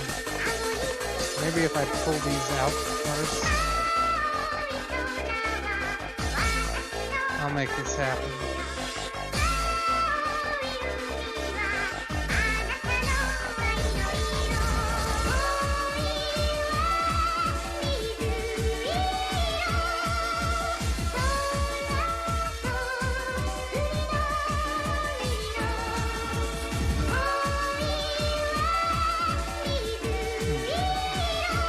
Okay, I think I can put him back there just barely. He just has to have his hands way up, which is fine.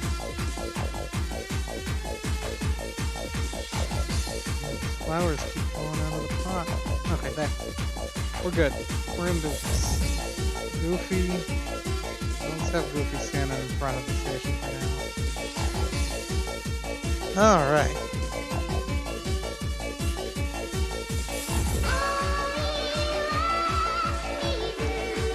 Alright, this guy's slap that up there.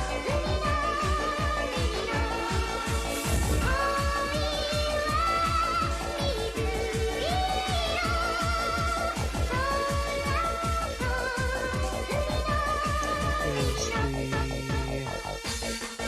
yeah, this.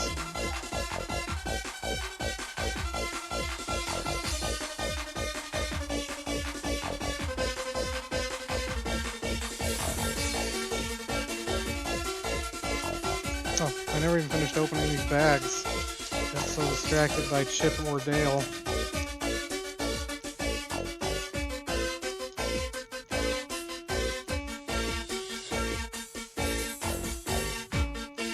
So I guess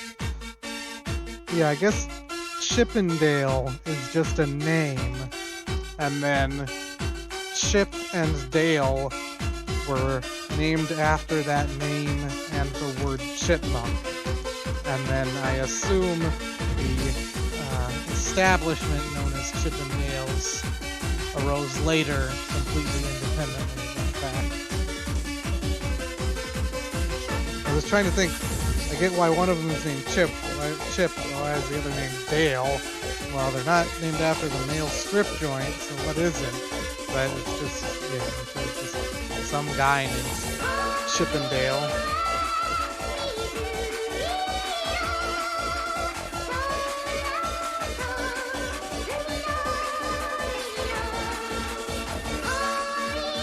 No, I'll look it up.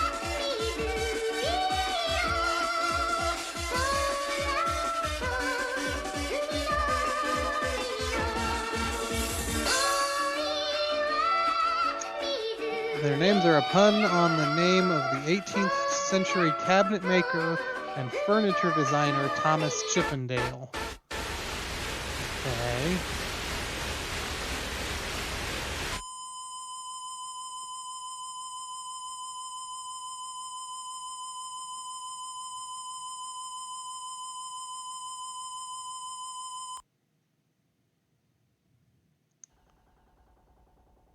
I'm trying to figure out where Chippendale's got its name.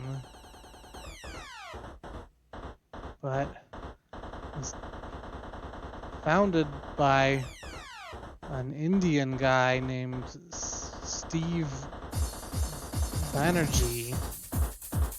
So it wasn't his name. I'm gonna Google it.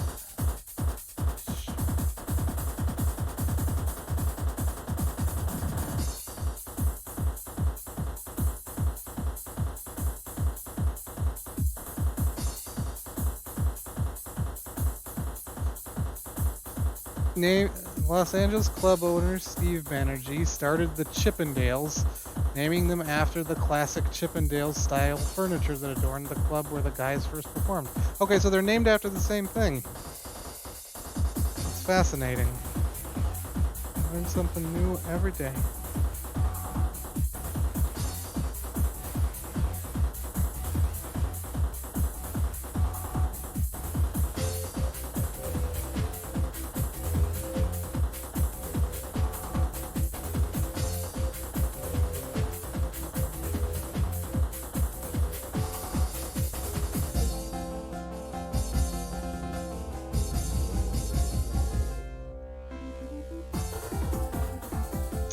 This is, I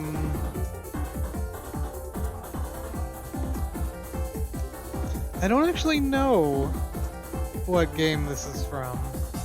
I know I'm familiar with another nerdcore remix of it, but yeah, I don't know what game this is from.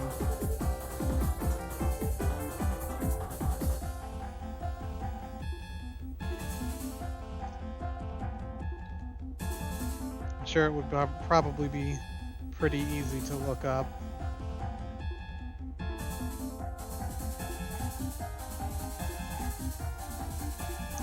And I spent all that time researching Chippendales. Now there's no way I'm gonna finish this bag before the end of this album.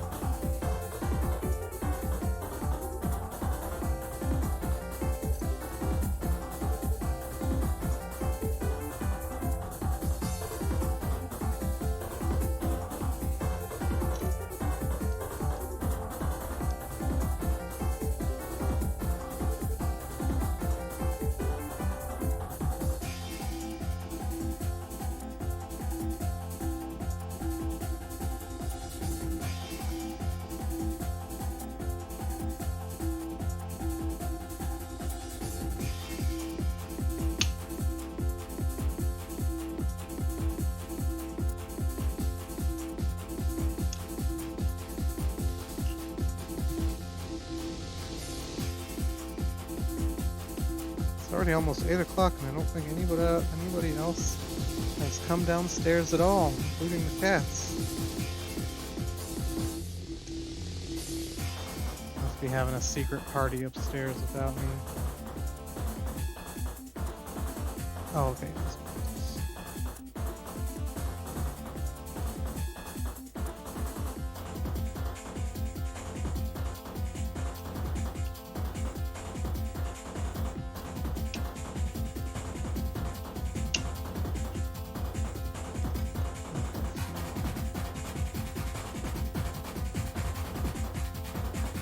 Yeah, actually, I'll put first.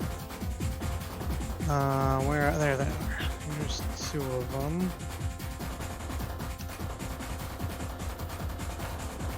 This must be a rug. So this is the roof of the first floor, but of course that also means it's the floor of the second floor, so this must be a rug for the second floor, which I will do the whole holding up to the camera bit as soon as it's stickered properly.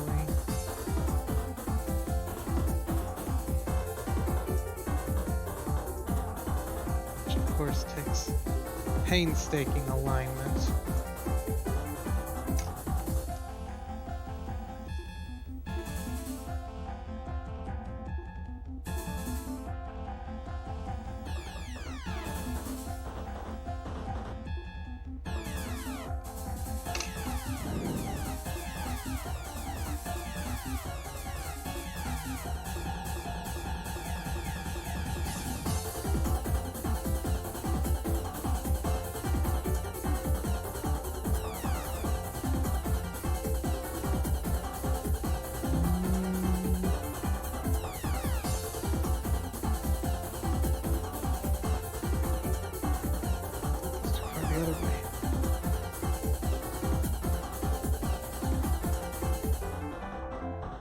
That's good.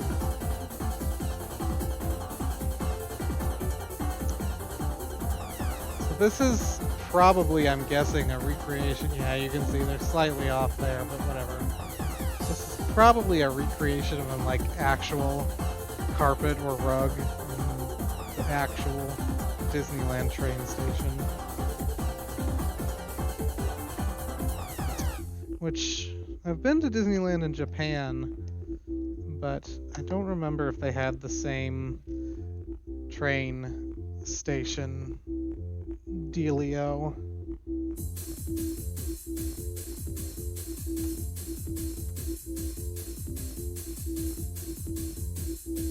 Did I miss something here?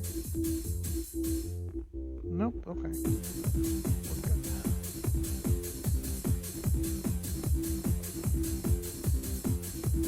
Yeah, they used to do big designs like that where it would be just one sticker going across multiple parts, but they stopped doing that because understandably people didn't like that because you take the set apart and you're just going to tear the sticker in pieces. Okay, now we put, that's brown, okay.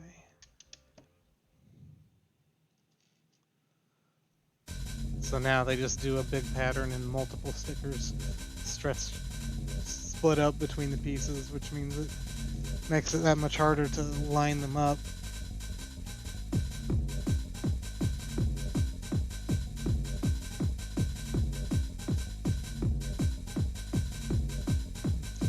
This guy.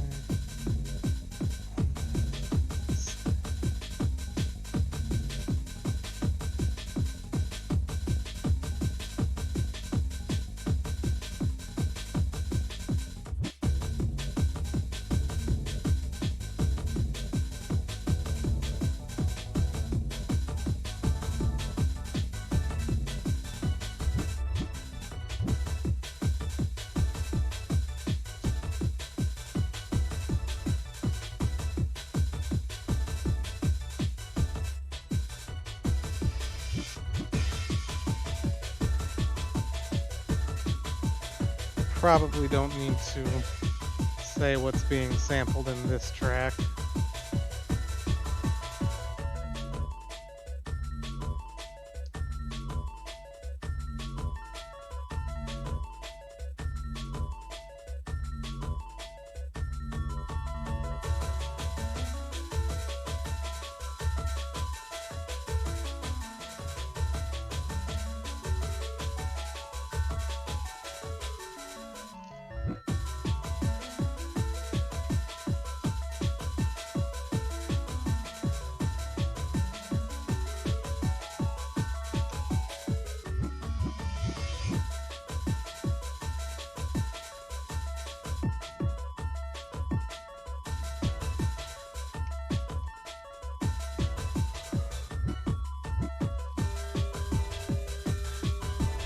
There is some other stuff going on. I'm not sure if it's just like original melody alongside it or if it's from some other game.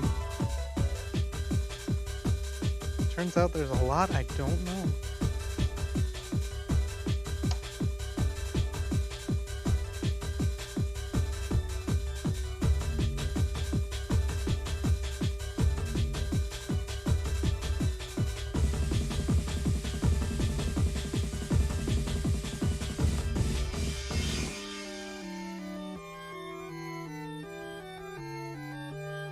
I still need to... I downloaded the demo for that new Final Fantasy Origin Stranger in Paradise. I still need to try it out, but I'm very intrigued by that game. I like when they put a weird spin on things.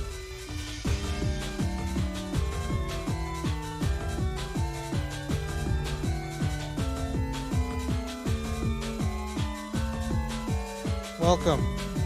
We're still here for another maybe 20 minutes or so. So I haven't played many of them. In fact, I think the only one I've really played much of is Persona 4. My girlfriend is playing Persona 5 right now. I know you didn't say the Persona series. I know you said the SMT series. I did play some of SMT4 on the 3DS. I bitched out because it was too hard. But I like the aesthetic and concepts behind it. Just I haven't ever found the time to dedicate to playing one other than the time I tried to play 4.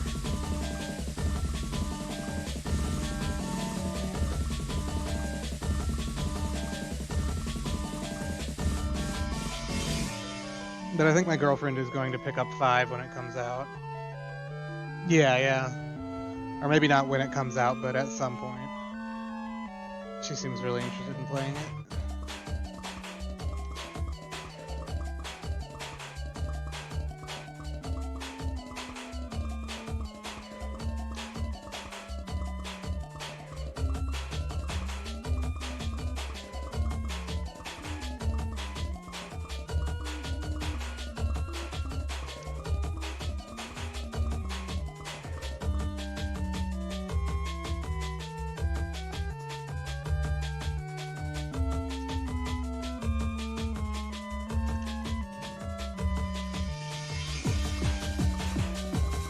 Yeah, I think I just didn't stick with it because it felt very not hand-holdy, which I don't think is inherently a bad thing, but I think I was not in the mood for that type of game at the time, at least.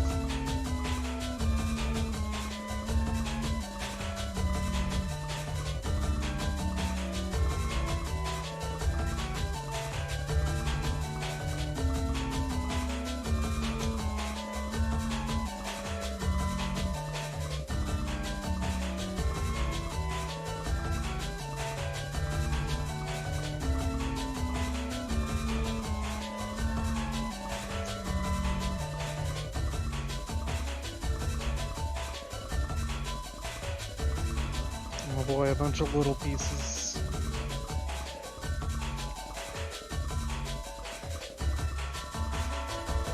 That's probably what got me then, yeah. I don't remember the specifics, but I think I remember just like some boss just completely wiping the floor with me and not really knowing what else to try to do.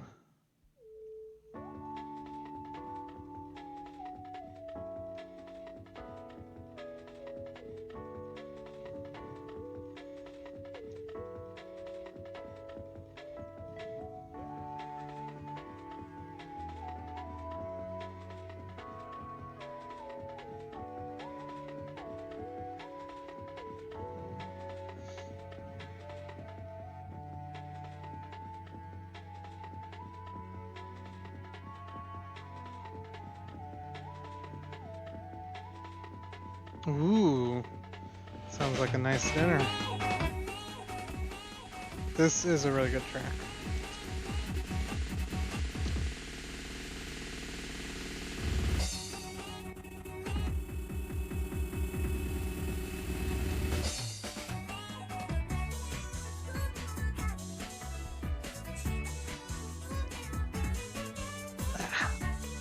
Come on. There we go.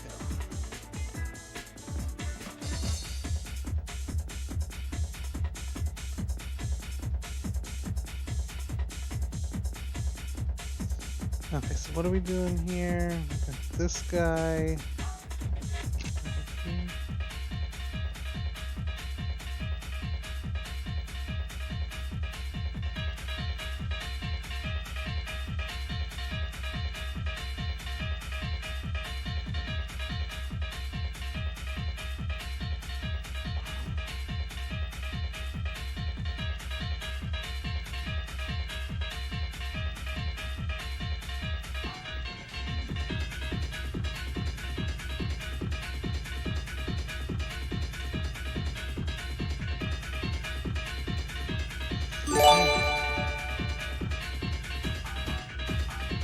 Oh, thank you. Thank you, Melon, for the gift sub to Zobi.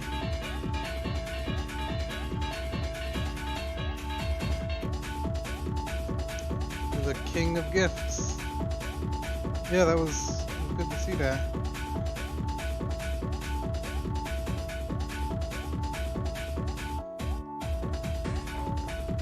Yeah, like I said, I don't have any intentions to try to make money from this or anything. And obviously subscribing gets you one emote. That's about it, so you don't have to, but I do appreciate the support. Yeah, I just saw that. I was like, whoa, I had kind of forgotten that I even signed up for that.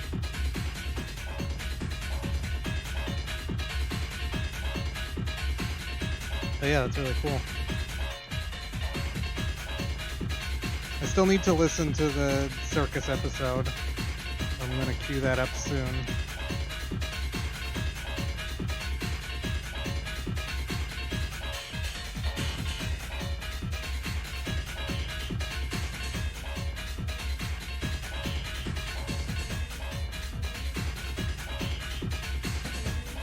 Yeah, if you like anyone else listening, if you like Aqua Teen, you gotta check out Ronnie's Dancing is Forbidden podcast.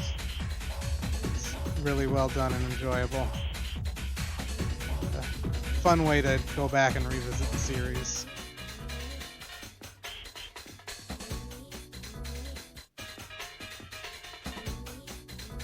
Yeah, fair enough. I can understand that.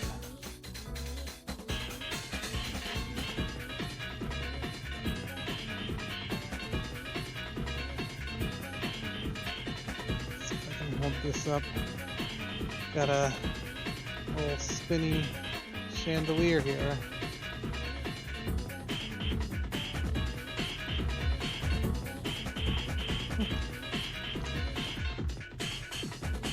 Yeah, I actually had the server muted for a little bit just because I had a whole bunch of other stuff going on, but I unmuted it for now because I felt bad about winning the giveaway but having the server muted.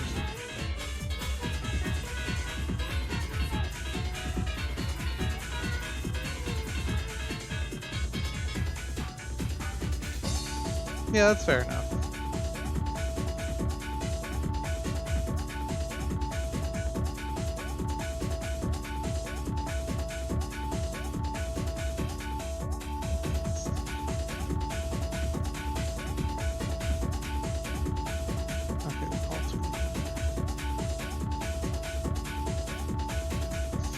Yeah, I think it's really hard to, like, cultivate a good community that's more than a dozen people or so.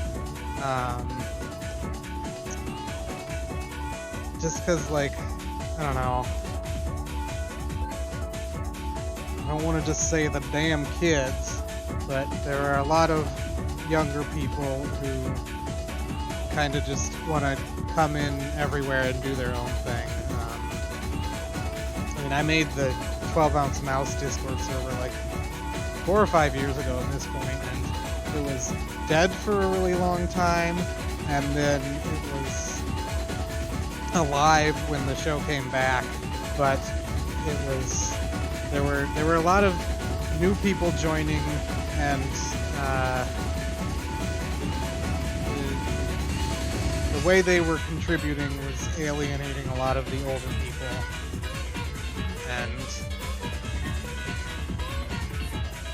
But like, I don't want to just be like, you're a child, leave.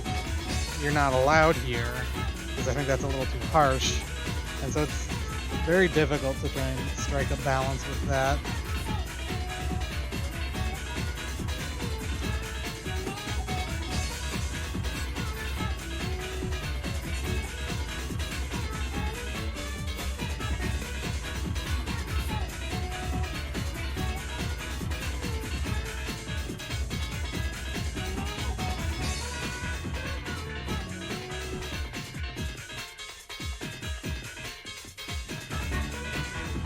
But I mean, and that really what that has done for me is basically just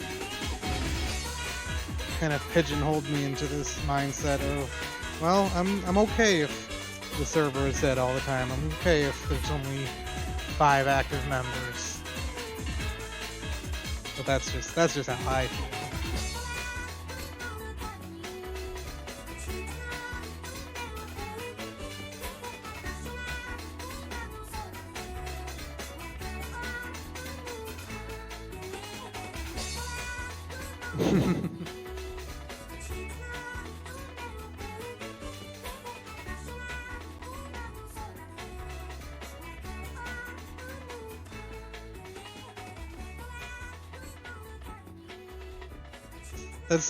It's been the Neodash's J-Core Life server has actually been really nice because it feels like just somehow there's just a really nice, good core group of people in there that I don't know, like nobody rocks the boat, I guess.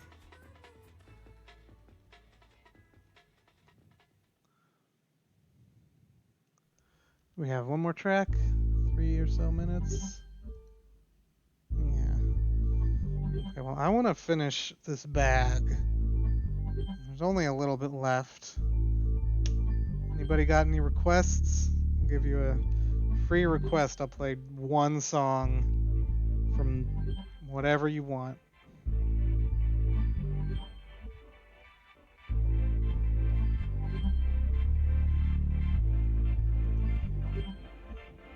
Yeah, I can send you an invite if you want. I think it's also pinned on the 12-ounce mouse subreddit. But like I said, it's very dead right now, and I'm okay with that.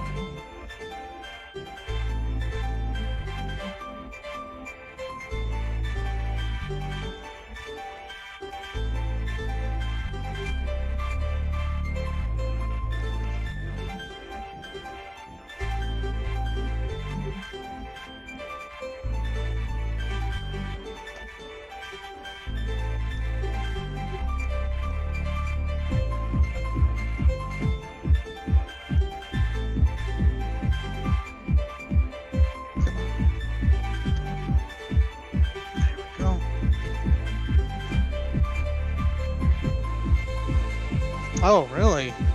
I'll have to fix that. One second here. Maybe I invalidate. I might have done that on purpose for reasons, now that I think about it.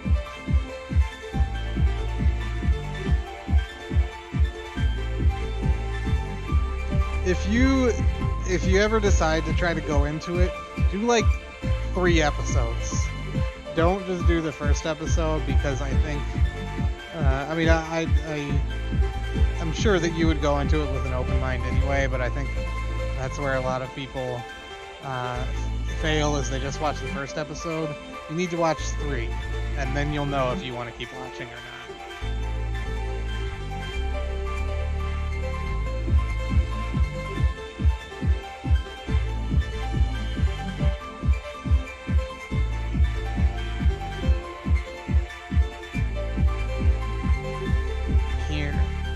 There you go. If you want that.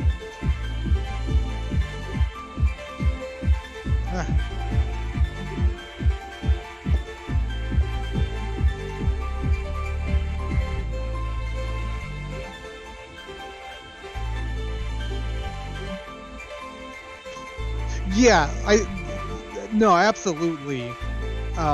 Just for a first watch. Like the first episode, self-contained, is an iconic thing, but I think it's not a good representation of the series as a whole.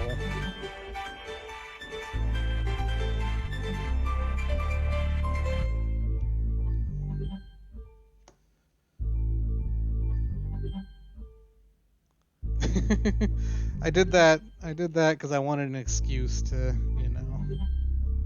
sanitize.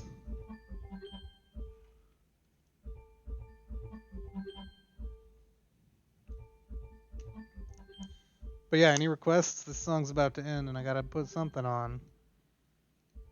there's not, I'll just choose something.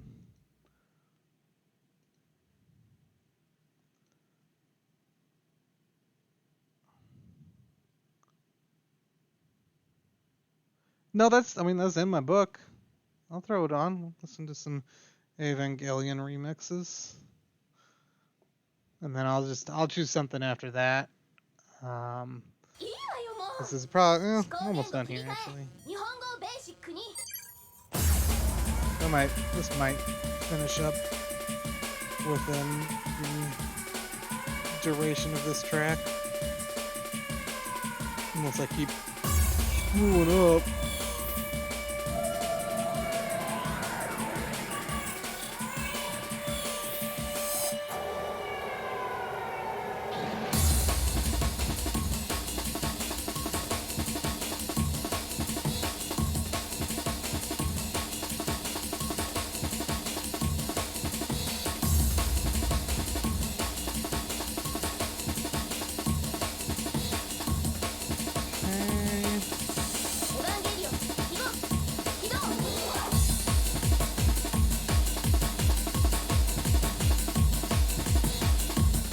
Perfect.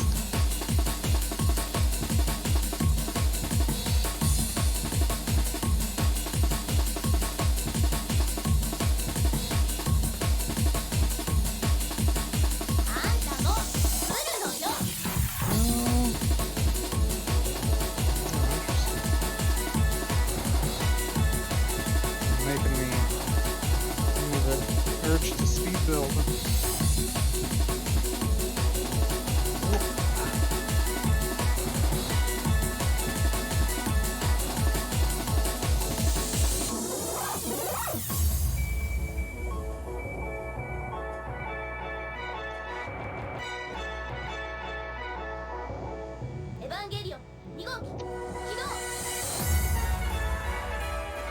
Hi there. You can come up here. You're invited. Yo, thank you. There we go.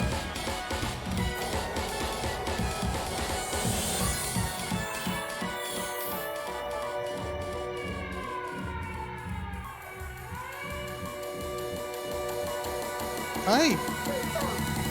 Do you need help? Oh, you're going away? Okay.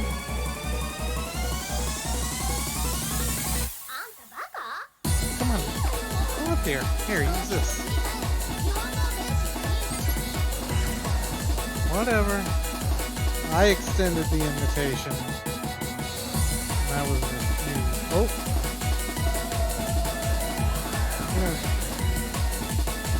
Annoy my listeners by teasing them.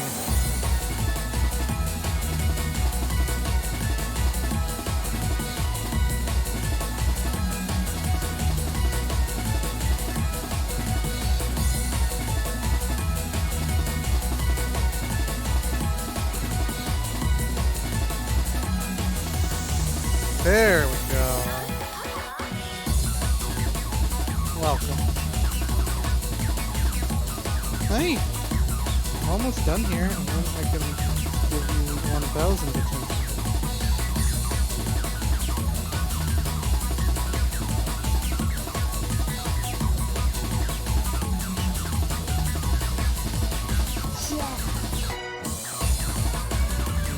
Yeah, nice to meet you. Oh, they did? Was that just recently they brought it up?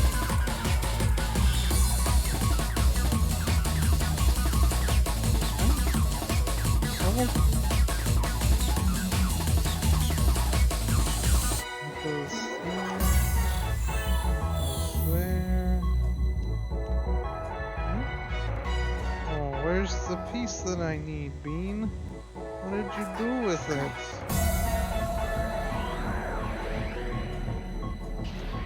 No, I can't find the piece I'm supposed to use.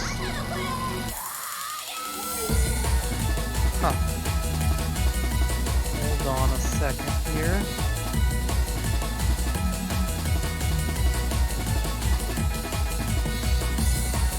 Oh, okay, that, yeah.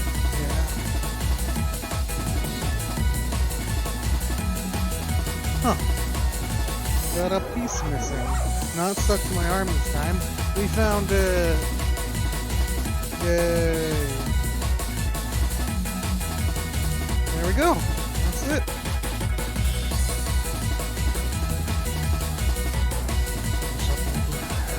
That's a bridge. We have the front of the train station, first floor. It's pretty goofy. Got a little Disney Railroad logo there. See the interior. Excuse me. Coming together nicely. Yeah, I'll think over whether to save the rest of it to do on stream or just build it on my own. I'm not sure yet. I might wait, I might save it. Do one more stream of this, and then move on to the winter sets. But yeah, that's a perfect wrap up for today. Just gonna grab one more thing to close this out. So let's see what we got here. 1 second here.